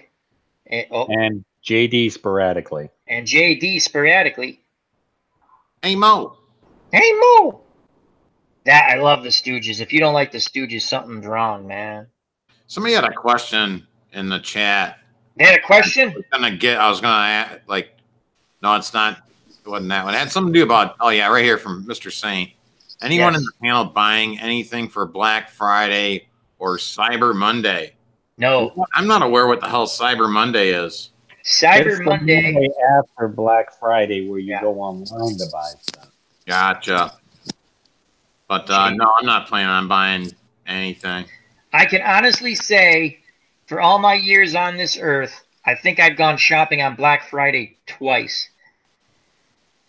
And, you know, that's a great subject, Black Friday, okay? So people on Thanksgiving literally go and camp out because they want, I'm like, you can't be this stupid. I mean, I guess it's a thing they do and they're happy. Okay, God. But when people go nuts, what was it? What the hell was it? Was it Tickle Me Elmo or one of those gifts? And people were having fist fights over these things. I'm like, Cabbage Patch Kids. Yes, that's what it had to be, the Cabbage Patch. And you're sitting there going, it's a effing toy. If you don't get it, get your kid something else. And if your kids, imagine if I went to my parents and I didn't get me my toy. And my dad would look at me and go, you ain't getting nothing. Shut up. Bam, back of the head. You know, and I got cool gifts, don't get me wrong, but I'm like, who? And you want to get the best gifts for who your loved one. Don't get me wrong, but you see these people like killing themselves to get through the doors. And when South Park spoofed it using the Lord of the using Game of Thrones, you know, the people who protect the wall, that was hilarious. When they spoofed Black Friday, you got to be seriously, people. You're going to be able to buy the stuff at some point, and if it's not there, oh well, get something else or get it later. You don't need to get. I mean, there are people who camp out like they're waiting for tickets for something. Again, I don't understand that concept either. No, I've never understood the Black Friday thing. I've never even been Black Friday. Like, I jumped on PlayStation Network today, the PlayStation Store, and found they already have God of War on sale for Black Friday for $22. And I went, ooh, God of War, $22.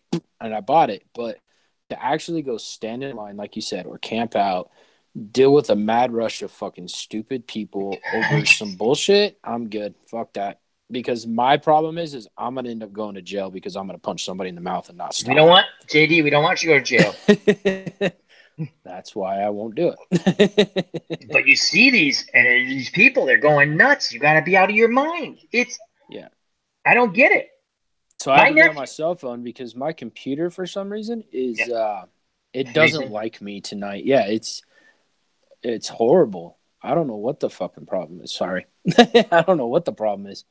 Well, I think one of the things is with Google Hangouts, you get more than 4 people in it. It starts to have issues. Because I've tried to do it before in the past with like 8 people. I've been part of other chats, and it totally just craps the bed after about 5. Maybe that's it. It just can't handle the freaking people on it. Yeah, that's possible. Nancy T in the chat says, never been Black Friday shopping, and I love shopping, but this is madness. They have to pay me to go. I agree. I don't get it. So someone tells you, it's like, you know, on Silly Saturday after Black Friday, we're all jumping in the water. There'd be a bunch of idiots jumping in the water. Yeah. You want to talk about sheeple. Black Friday sheeple. Mm-hmm. You know, same thing, like, I got to go get this. I listen, when there's a game out or something I want, I want it right away. I either pre-order the thing, and there's so many ways of getting, and I'll keep it at a game. Like, I'm the worst person when it comes to Steam sales. I'm like, this game's only $5. I'm going to buy it along with 72 other $5 games because I'm saving money. Follow my theory. And I'm never going to play them, but I know I have them. And I do that all the time. I've gotten better. Dude, I've got at least a dozen games in my Steam library that, hey, it's 99 cents. I buy it, but I've never played it. When I first got Steam, I think I bought everything on sale. I'm like, oh my god, that's great, that's great, that's great. And then you realize there's no time to play all these games. You know, I'm like, I've had that game since 2014. I haven't touched it. I might have an issue here. I might have an issue. My friend at work, he likes every game. It's hilarious. You know, you go to your wish list. I'm like, how many freaking games do you have in the wish list? He's like, I like everything. So Steam is like crack or cocaine for the video game junkie, because you're sitting there going, oh my god, there's so many games and they're at the touch of my fingertips. Yeah, that's why I bought, let's see here, I bought the Dwarves, which I'm actually going to get on PlayStation 4 because I got tired of it being so toppy on my PlayStation, on my computer. Yeah. But I also got the 2 Knights of the Old Republic off of Steam. And I have a bunch of games in my wish list on Steam, and I haven't been in Steam in a long fucking time for that reason, because I'm like, I'll get in my email. It's like, oh, this game in your wish list is $10 off. I'm like, no. I would buy. It was hilarious, JD and Dawg and OG. I just buy games. I mean, it was horrible. I'd get out of work and like, I got to stop at GameStop. I got to pick up like a Steam card. How much should I get? $1 million. Okay, let's get $1 million worth of Steam cards. I don't even have $1 million, but I'm going to get $1 million worth of Steam cards, and I'm just going to buy games. And you just, I have games I've never played. I'm sitting there going, I've gotten so much better though. I'm really proud of myself. I tell you, one of the coolest videos I've ever seen when it came to Steam, like people who play Steam. There was a guy, I wish I could find it, but it was really fun. And I kind of did it with sports games in the last sale. But I just basically, I said, to me, this is a good deal. That's not good. But he, like, say for Red Dead Redemption, right? Before Red Dead Redemption 2 came out, he said if you only had this amount of money and you wanted these types of games, and he named all these big titles, he went into Steam when the sale was on, right? And he goes, you can get this game. It plays very similar to Red Dead Redemption, the first one, right? Again, not the quality of it, but does play similar. And he went through all of them, and I went, that's pretty cool. So, like, he named, like Diablo, right? He goes, you can play Path of Exile for free, which I still don't understand how the creators of Path of Exile actually make money. They put this really cool game on for free. You don't have to spend any money. It's not for free. So like when they put a game up on Steam like that, when they get so many downloads, Steam pays them money for those many downloads. So they make money off of Steam itself. Well, I don't know if you've ever played Path of Exiles. Anyone on the panel or in the chat? It's a fun game. There's so many free games on Steam. You don't even have to buy anything if you don't want. But I like buying stuff because I'm never going to play. Like out of all those games, and yeah, I would love to own all of them too. You know, because it's like, yeah, look at all these. I'm not playing anything other than Red Dead Redemption 2 right now. Those things will all sit there. Yep. The only reason I bought God of War 4 is I'm a big God of War fan. I've played them all. I've enjoyed them all. And you guys know my buddy James Michelle, part of the Hype Swatch with me. Yeah. He's been hounding me for the last month. He's like, dude, you got it. Ever since I got a PlayStation 4, he's like, you got to get God of War. It's probably one of the best video games I've ever played. Story, RPG, the whole 9 yards. One of the best. I'm like, all right, I'll get it. And I'll get it. And I just kept saying, yeah, I'll get it. I'll get it. And I jumped on there last night. I'm like, oh, look, $22. And I bought it. And he's like, so when are you going to play it? I'm like, when I'm done with Red Dead Redemption. You know, my mind, my focus, like, yeah, I did UFC tournament last night. And probably after this stream, I'll do the second round of that tournament. And the reason I did it is like, I was on that mission, chapter 5, and I got killed. And I was like, getting kind of buzzed, a little fucking irritated. I'm like, my mechanics aren't working right for this game right now. Fuck this. And I shut it down. I'm like, hey, look, UFC. Let's do a tournament where I'm just calling the fucking fights. That was fun. But yeah, my modes, I'm strictly Red Dead Redemption. Like I've even, and this is going to sound bad, I've even put my writing on hold because I've been playing Red Dead Redemption. But I will tell you this, for anybody that's watching, that knows me, which most people in this chat do, I did finally finish chapter 9 of The Politician Murders. I just need to record it, and it's going to be up on YouTube. Yeah, that's cool, part of that YouTube book that I've got going. Yeah, so because you haven't put a chapter up in a while. No, what happened is I started writing chapter 9. I started writing chapter 10 at the same time, and then I sent my book off to my friend to get edited. Yep. And my mind went into full blown Shadow of a Kingdom mode, and that's where I've been at. My mind has been there. I rewrote the freaking epilogue on that one. I wrote the freaking prologue to the next book, and then I worked a little bit on I've worked a little bit on Dead Man's Tale, my Western that I'm writing. I like the Western. Yeah, I'll send you. I was gonna send you that. That was that the beginning part. With Nathan. Oh, that was awesome. I kept telling you, shoot that guy. You should have shot that guy, JD. I know it's not a role playing. I'm like, there's OG and Dog. Is OG's like I'm because JD he sends me. I love it. He sends me stuff to read, and I love westerns. Right? I'm sitting there. Oh, this is great. And I'm reading it. It was, I forgot how long it was. I'm really enjoying it, right? And we get to the part, I'm like, oh, just kill this guy. Just kill him. He's going to come back to haunt us. Kill him, JD! Kill him! And I'd left it open, so to tell you the truth, the only person that knows the fate of that character is this guy. Yeah, I know. You're not going to tell me. But you can. But, yeah, I worked a little bit on chapter 2, which when it comes to Dead Man's Tale, I'll tell you this. When it comes to Dead Man's Tale, I've actually got I've got 2 main characters that you're going to follow. You have Nathan, and you have a ex-slave woman named Elizabeth. Okay. And so you follow those 2. So the second chapter is Elizabeth's chapter, and I'm probably 3/4 of the way done with that chapter. Cool. So. Fun stuff.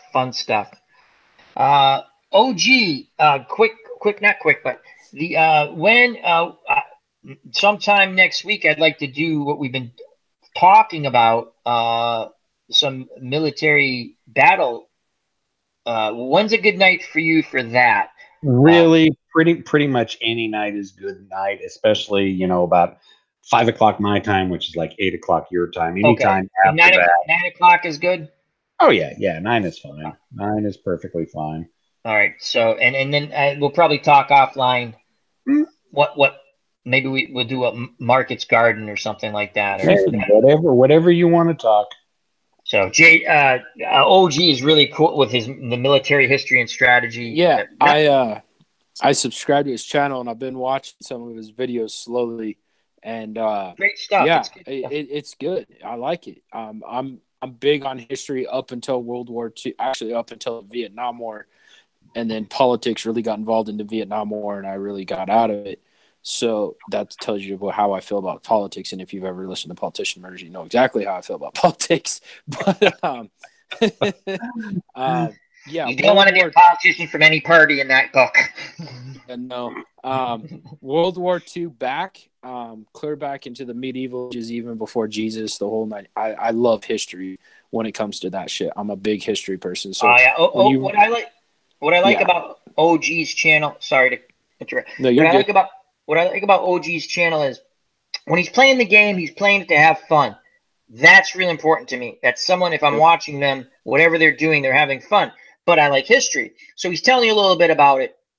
And he's just saying, there's one, I think it was called Pike and Shot, right? And he's like, I can't do this and I can't do that because that's not what they did. He goes, now I would have done this, but that's not the way they did it. And the game won't let you. Because I'm watching it going, don't do that. Don't. Just send him that way. Send him that way. Why? Don't. And he's like, you can't. That's not. So it's a historical. And you're sitting there going, wow, they basically, and I knew this, they stand in front of each other and, blah, blah, blah, blah. But warfare during the Revolutionary War, during the Civil War, that shit. When you had a musket and a loader, even World War I, the trench wars, that was nasty fighting. That was nasty. In World War I, and I'm hoping to touch a lot of these subjects with OG once we get that started. It's going to be a different kind of stream. World War I, again, if you've ever watched or read anything on, like a history channel anyway, they were using basically these old Civil War tactics or European war tactics with modern weapons. Let's march into machine gun fire. How's that going to work out? So Yeah. good. And they went. They blew the whistle, and they would get out of the trench. And it was the English. They didn't even run. I can't remember the exact. They literally marched slowly into machine gun fire and just got annihilated. Not a good idea, people. Not a good idea. The technology had not. The technology had. What am I saying? Had supplanted this any type of strategy. I mean, the strategy was stupid, but it was pretty stagnant. So these are things that are going to be coming up with myself and OG and anyone else who'd like to join in. It's going to be a fun time. And I'd like to start this probably next week, OG, on that. Yeah. Like I said, any time is fine. I mean, I work from home, so I'm around pretty much all the time because I have no life.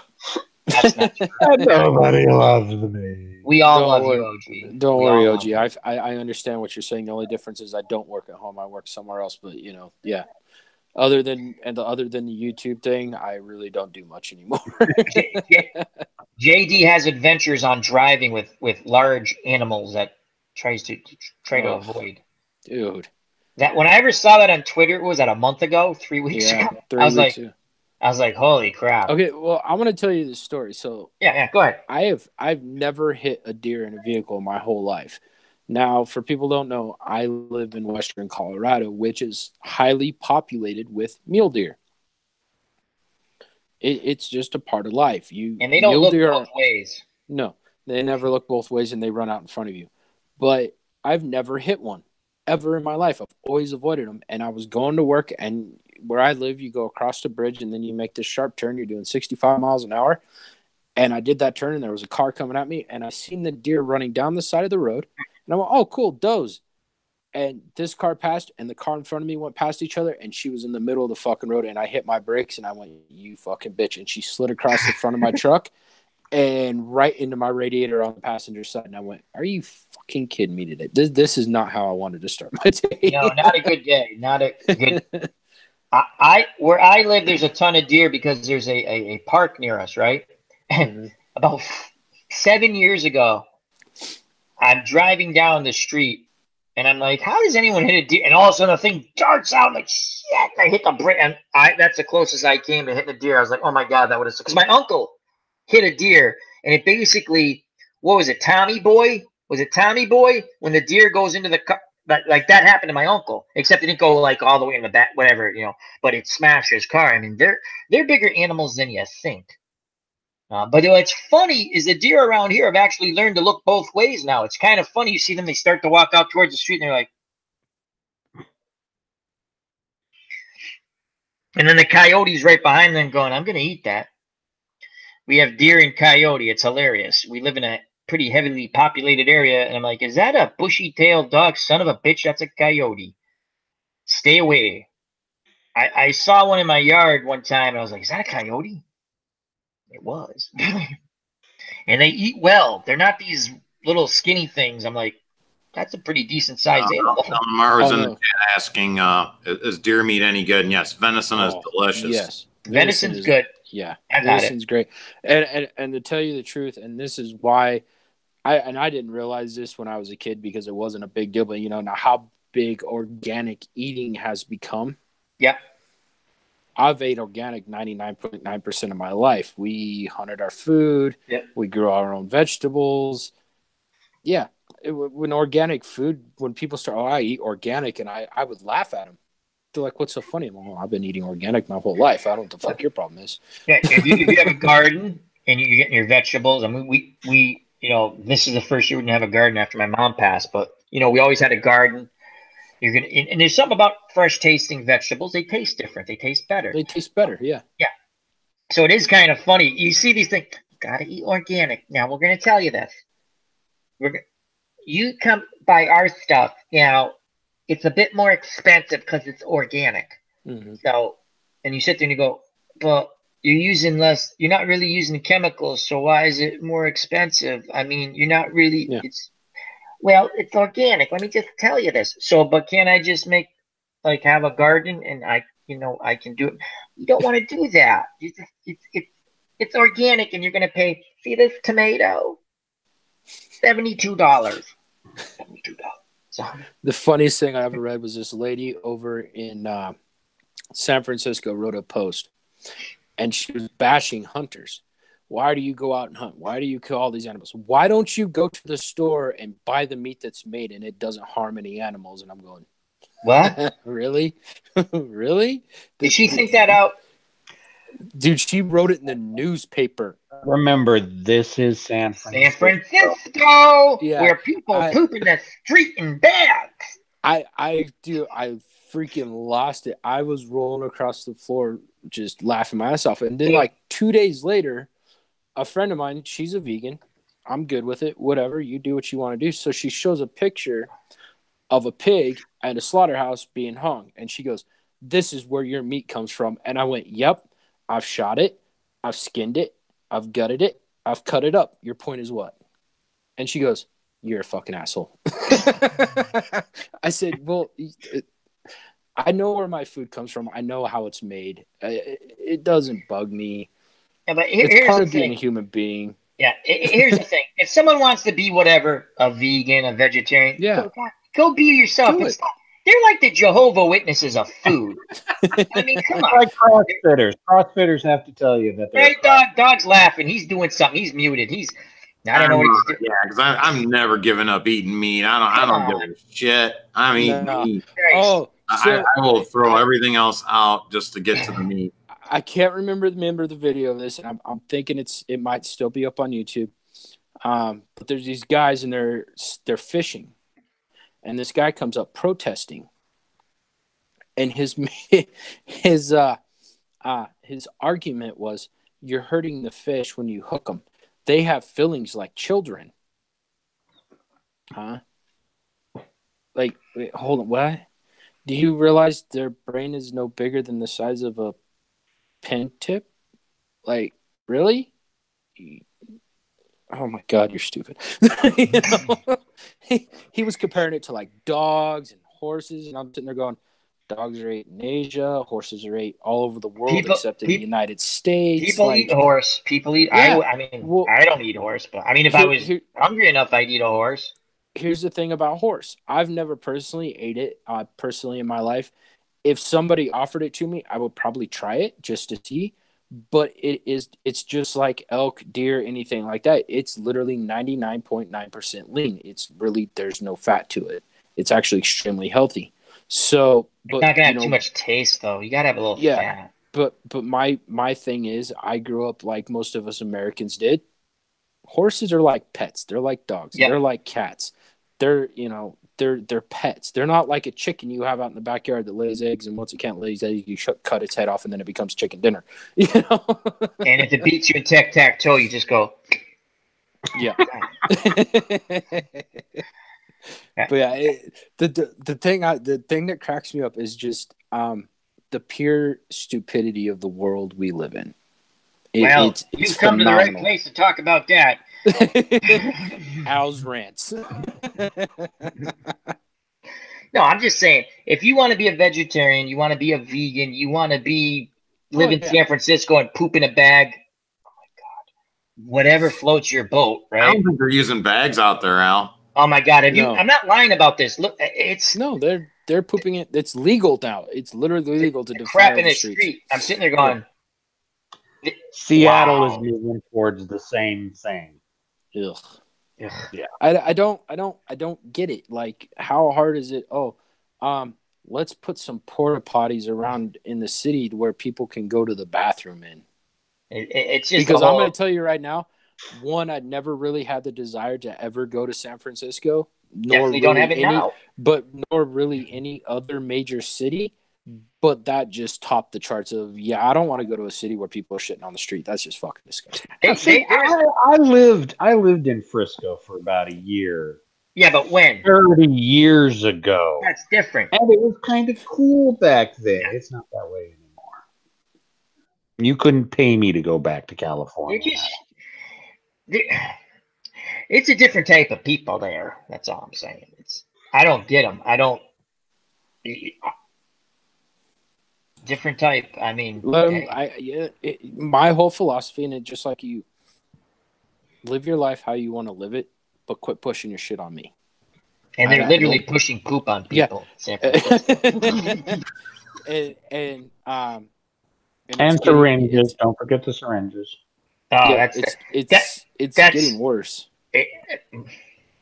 I don't get it. I really don't. But the same, hey, God bless them for whatever the F they're doing. I don't understand. And people are like, you just don't understand us out here. It's all natural. Are you guys reading the freaking chat?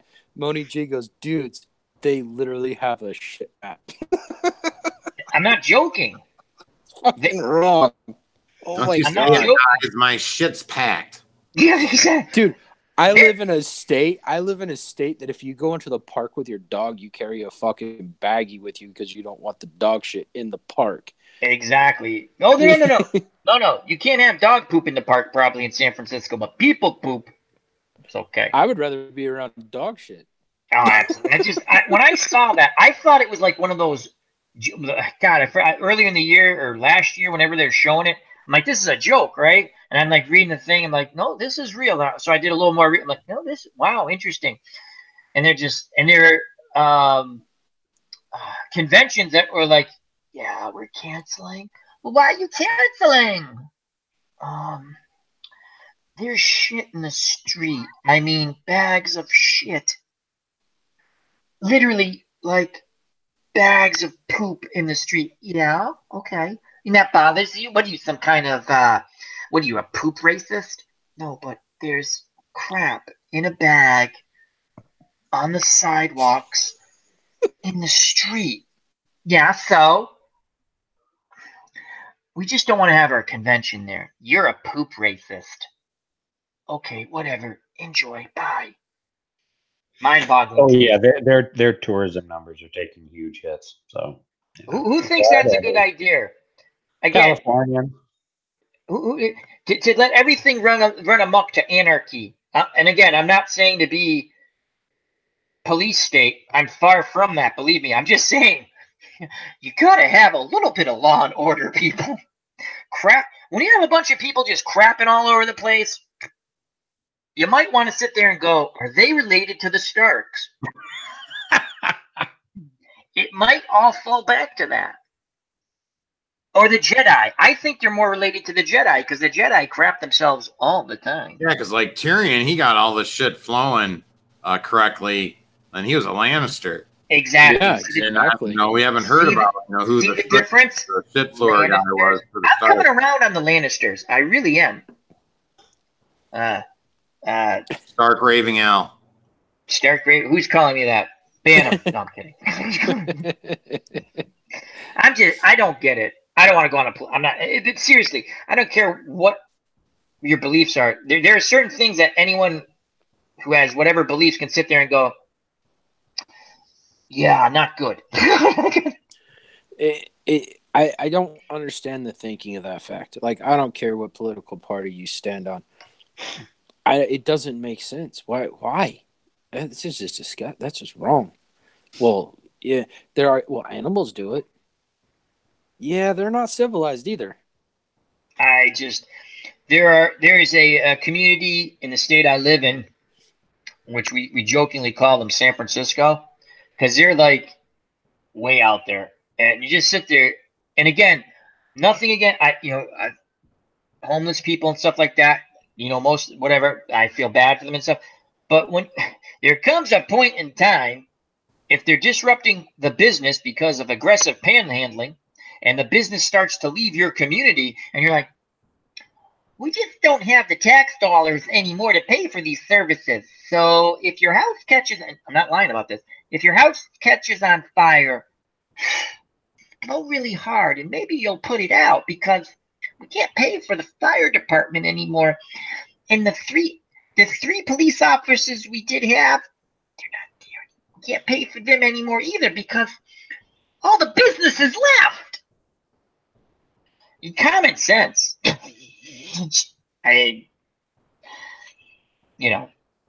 Common sense. In San Francisco, that is what's coming, folks, in certain parts of the country. I'm not joking. Again, I'm going to talk a little funny politics, I guess. a lot of people don't get it because, and again, I don't care what party you vote for, but Hey, before you go into this little tangent, Broke, Fandom D Saint, a.k.a. Broke Black Man, is leaving, so peace out, Broke. Have a good night. Peace out, Broke. Fandom D Saint, thank you very much. Check out that channel. Great TV, movie reviews. Mostly later, Mr. Saint. But I'm just saying, it's coming. And you don't want, you got to think when you get, or do whatever you want. I'm just saying, you got to think what's coming. And do you want that? Think about the big picture. Because, again, when I first saw San Francisco, I thought that was literally a joke. And then you sit there and go, how did it get like that? How did it get like that? Do you remember the Lord of the Rings when the King of Rohan goes, how did it come to this? When you're asleep at the wheel, and at least he had an excuse in the movie because he was poisoned and cursed and stuff. When you're asleep at the wheel and you just don't, bad ideas are bad ideas, regardless of where they come from. You have to sit there and go, this is a bad idea. Yeah. And even if you thought it was a good idea, once you see the results of crap in bags, it's a bad idea. And that's not, the point is, you can't just have this open everything and yay for everybody and yay, yay, yay. And look at San Francisco. Go check it out, people. Just go check it out. And again, you can't say I'm lying. Am I not telling the truth? Milt just came in and said Worm Tongue must be in charge of San Francisco. He's right. He is. He's right. That is great. I'm trying to make it funny, and that's and exactly what I'm trying to. That's my point. I'm sorry. We're dogging on your hometown, but I'm sorry, but it's gonna happen. Milt's from San Francisco. I thought he was from Texas. He goes on. No, he lives in Texas. He was born in California. Yeah, Oakland area. Yeah, he's close to there. Yeah, you're right. That's scary. That's wow. Anyway. Poor Milt. He comes into us bashing California. I don't apologize to him. I'm from Colorado. Sorry, that's what we do for fun. I don't think anyone thinks it's good. But why does it keep going on, Moni? They're not doing anything about it. Yeah. That's my point. The same people have been in charge of that city, the same political party forever and ever, and it's gotten worse and worse and worse and worse. Business leaves, the tourist industry's way down, and no one gives a crap about it. I don't care. I don't live there. I'm just saying, as an American, it's an embarrassment. As a human being, it's an embarrassment. Yeah, as I say, as a human being, it's. And Jake made a great point earlier. He goes, "It was illegal during the Dark Ages." You can't have that type of, however you want to put it, lawlessness. You cannot have that. No. You should be able to walk down a street anywhere in the world. I'll just use in my community. I'm not even. Anyone should be able to, regardless of whatever. You should be able to walk down the street at any time of night, any time of day, and as long as you're just going along your business, not bothering, you should not be hassled by anybody. If you ever been accosted by an extremely aggressive panhandler, that's not a really fun thing. I was, God, what was it, about 5-6 years ago? This guy is like basically browbeating an elderly person. I'm like, dude, leave her alone. I'm coming out of work. I'm like, get out of our parking lot, right? I don't care if the guys get. Look, I've given people money. They come up. Oh, I feel bad. Whatever.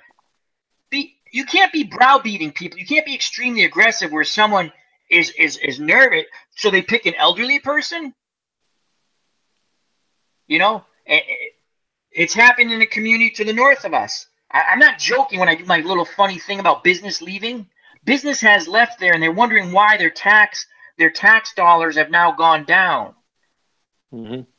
So, whatever. I mean, fix the problem. And it's the same people who've run that city, too, for years and years and years and years. And they look like death.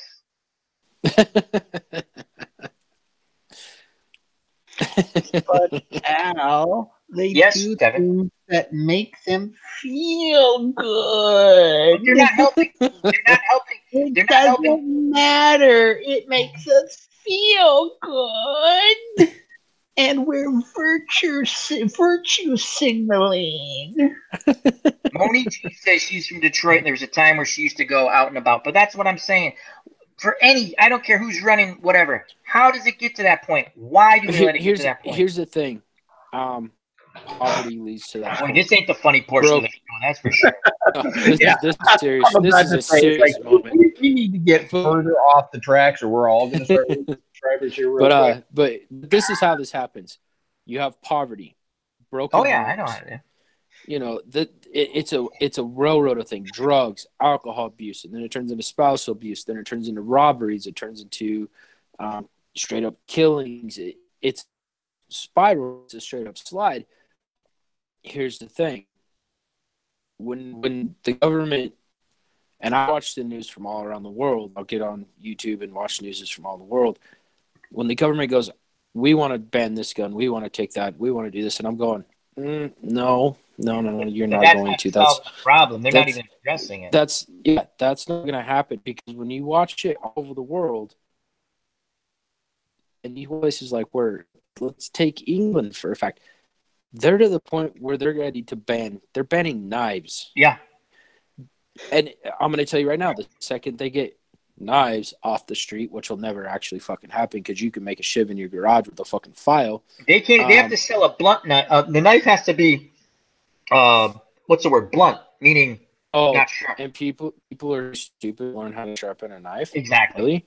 Really? But hammers, nail medieval. guns. Hello. All it's going to happen? Yeah, you just turn around and go back to the medieval ages where people are killing each other with objects straight face to face. People kill each other hand to hand every day. It's not a weapons issue. It's a people issue. It's a person. You can sit here, well, I can't walk down the street in Detroit. I can't walk down the street in Chicago. I can't walk down the street in New York. I can't do this. I can't do that. Blah, blah, blah, blah, blah, blah, blah, blah, blah. It's because of the people that live there. That's the issue. That's the problem. They're so broke. They're so lost in life that the only thing they know how to do is to survive. At the point of survival, I'm gonna fucking kill you and take every dime you have. You have to attack these issues not with just law and order, but also with an economic plan to try to raise people up out of that. Now, not everyone's going to want that plan. No. That's where the law and order part comes in. But no one wants to do it. No one wants to do it. Look at, like she said, look at Detroit. Detroit was one of the biggest booming cities ever in America because of the car industry, and it died, and Detroit died with it. Again, it goes just, again, where I live, and I've told Devin and JD offline certain things they know about me. I'm not going to share that online for certain reasons. In the community I live in, involved in a lot of, at the time, no longer involved with a lot of things. This past 4th of July, again, talk about certain laws. Someone is arrested, illegal gun. They make bail so low, well, because the judge knocked the bail down. The person is out the next day and commits a murder. Had they done again, I don't get this. Person is arrested with an illegal gun that's armed, that's loaded.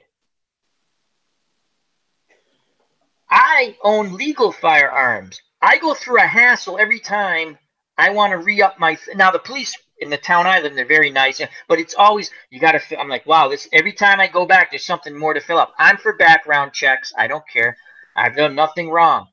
My point being is, the system, everyone's ban this, ban that, don't do that. Listen, they had the guy, and the very next day, he's out on July 5th, and he murders someone. Legislation has been sent to the State House in Massachusetts by people I know that it just sat there like if these judges in Massachusetts, some of them are loony lefties. They drop bail like you won't believe. Okay, and then you can't do anything about it. You can't. Here's the thing. I won't blame it on a political party, because I've seen that happen in red states too. The bail was originally set at a high amount. The judge said that's unfair to the person. The man's walking around with a stolen firearm that's loaded. The judge drops bail to $500. Person makes bail. Next day, kills someone. Now, explain that to the family.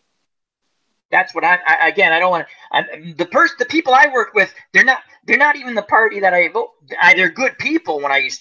They still are the people I worked with. Okay, has nothing. I work with good people. That's my point. The thing is, how do you drop? I'm just giving you a real life example of something we dealt with. And then when you want to do something about it, you come across people in power who are there for life. They're there for life, these judges. It's tough to get rid of them. Who have this mentality that everyone's nice. Everyone's not nice. No, they're not. And the problem is the biggest problem with the whole situation is judges can make their own decision on bails, on time in prison, that blah, blah, blah, blah, blah. It's got to change. We are the United States of America and regulated by the states, which is great. But when you are when you have counties that are different in judgments in that one state, things go wrong. So what they got to do when it comes to the states, when it comes to the people, you need a certain set of laws and rules, and everything needs to be pretty much the same across the board. You get a guns charge, this is this. You get illegal possession, this is this. You get a drug charge, this is this. You get a DUI charge, this. It has to be that way. If it's not, it's never going to happen. Nothing's ever going to work. There are laws on the book. Massachusetts is very strict with gun laws. Mm-hmm. The person, again, the point goes back to the judge, and this happens a lot in the area I'm in, where these judges bring the bail down. These are not like the guy made one bad mistake, right? He jaywalked or she made a bad mistake. Again, when the people I know, they have the press conference, right, and they pull out the rap sheet.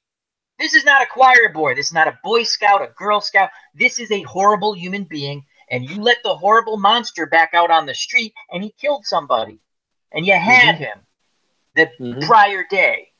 And there's legislation that had been sent to the State House freaking 4 years ago about reforming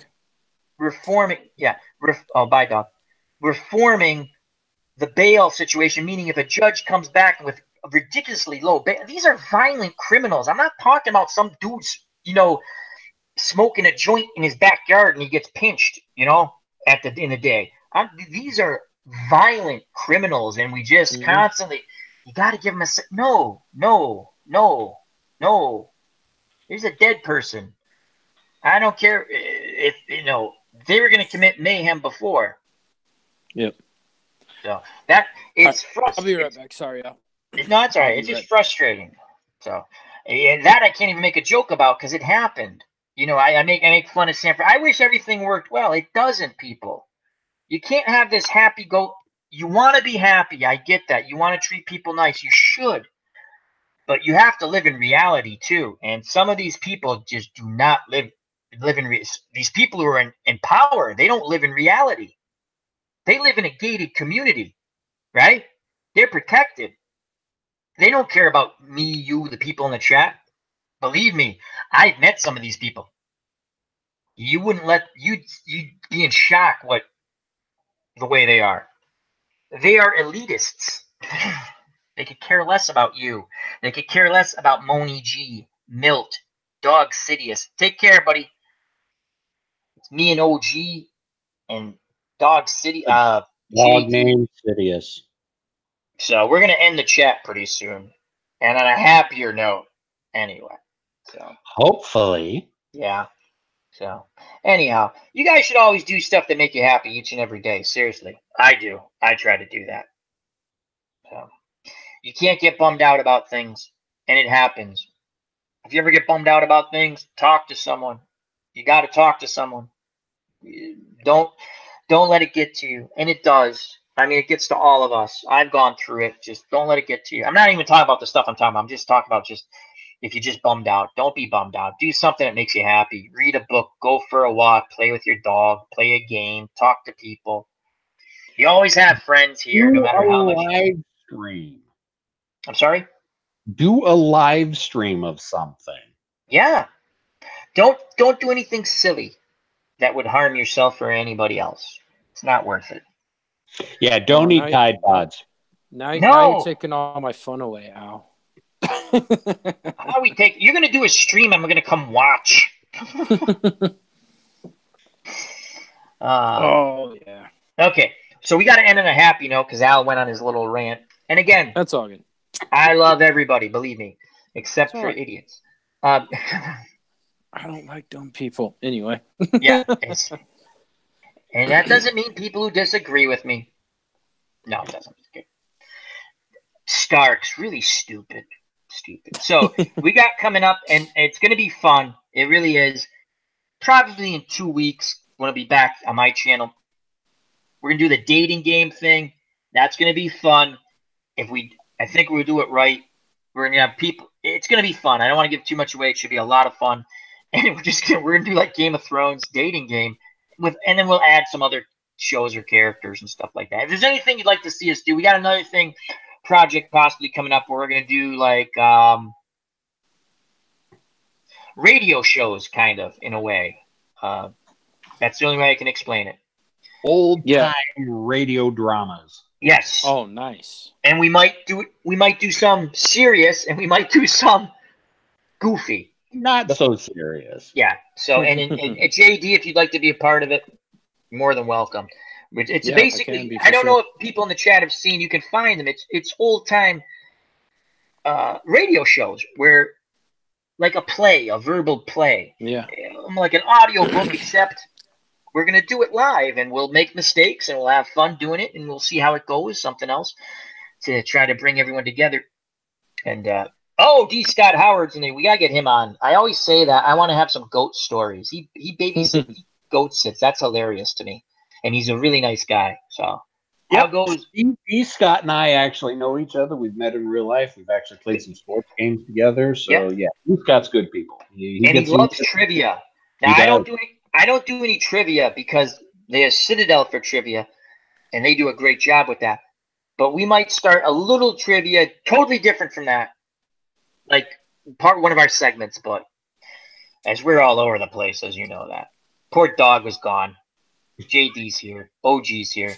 We're gonna leave shortly. But these are Dog didn't even say goodnight. He's just like, I'm out. Peace. No, he did say goodnight in the chat. He did. Dog, so anyway, I'm gonna give it to JD and then OG.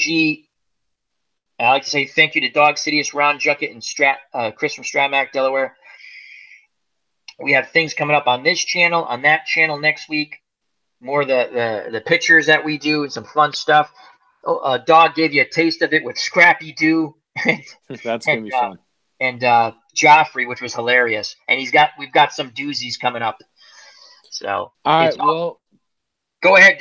I was just say, give me about 10-15 minutes. I am going to set up UFC. We will go into round 2 of that. There's 3 fights left. We have the semifinals and then the final fight. So cool. I'm going to stream all 3 of those tonight. So that's the rest of the plan for the rest of the night. So if you guys want to catch that, click on my icons to my channel, and I will meet you guys in about 20 minutes, and we'll get that one. Other than that, I'm going to get recording on Chapter 9 of the Politician Murders and get that up for you guys. I'm going to try this whole premiere thing out where you can live chat with people as your video is being played for the first time, which I just found out. I was watching Don Willie's earlier. It's actually really cool. You can upload video as a premiere and chat with people in the chat room while your video is playing for its very first stream. So you uploaded a recording, and you can put it up and then have a that's pretty cool. I'm gonna try and do that with the next chapter of the Politician Murders if I can figure it out. After that, you guys know I'm gonna be streaming some Red Dead till the game's over, and then once that's over, we'll kick back into some Mass Effect. I do have God of War, but I'm going to play that game first before I stream it, unlike what I did with Red Dead Redemption. And then other than that, just keep working on books and life. Excellent, JD. Thank you for jumping in. That was really cool. And then also, JD, I don't know if you do. Do you ever check out? Do you have PlayStation Plus? No, I don't. Oh, okay. If you ever get that, every month just check out the free games, and you can even keep. Well, if you once, like if your PlayStation Plus runs out, but you get it back, the games are still there. Okay. So if you ever get it, always check out. They have a bunch of free games, and one of them was God of again, because PlayStation. One of them is God of War. I actually have that, so it's a cool game. So, all right, OG. So thank you very much, JD. Check out JD and make sure you give him a subscribe and check him out. All right, OG, what's going on, my friend? What's going on here? Hey, well, we're just continuing on with the military strategy. I'm gonna keep playing through my current playthrough of Open Fire, which is that tank simulator, World War II. I definitely want to get back to doing some more computer streaming. Kind of given up on the Assassin's Creed. I've kind of already beaten the game, and no sense going back and play it a second time. But I have recently picked up Bard's Tale 4. Back to Scotland, and that'll give me a chance to do really bad Scottish accents. Or I could just go through playing this Momo because everybody seems to love that stupid lug Momo. Bastard. I love Momo. Momo's great. Momo, everybody loves Momo. Momo even might make an appearance on the dating game. Percy will love Momo. I'm telling you. But the big thing with Bard's Tale is that it's very puzzle heavy. I mean, there's some combat in there, but it's not a really good role playing game for role playing. I mean, it's a dungeon crawler, and there's a lot of puzzles in it. So I'm kind of debating. Should I do puzzles? You guys have seen me with puzzles. Not good. Yeah, well, I do pretty good with puzzles, but I've gotten about halfway through the game, I think, and it's like I'm already hitting you trying to figure these stupid puzzles. I mean, I understand the concept of what I need to do. I just don't know the exact steps to get there. So, but yeah, I definitely need to get back to football. My second wrestling and wrestling. Need to get back to the www.com, the Wild Women of Wrestling Combative League. I definitely am. I'm working more on fleshing out the wrestlers, and getting the storyline set up, and who's rivaled with who, and who doesn't like who, and who's allies with who. So, and again, that's a role playing thing. A geeky role playing thing, but hey, it is anyways. But it's coming. Questions, comments, concerns, complaints, criticisms in the comments section. I'll see everybody next time. Thank you very much, OG. Thank you, JD. Thank you for everyone spending time in the chat with us. We had some fun. We went off on a little other things, but that's what happens when you come to chat with Al. You're always welcome here. Like I said, if you ever anything's bothering you or something, do something that makes you happy. Talk about it. There are people, don't get bummed out. Everything, do the best you can and roll with the punches. Don't let those bastards win. That's all I say, no matter what. All right? Thank you very much. Health and happiness. Till next time, take care. Bye-bye. God bless. You know what's coming, people. Peace.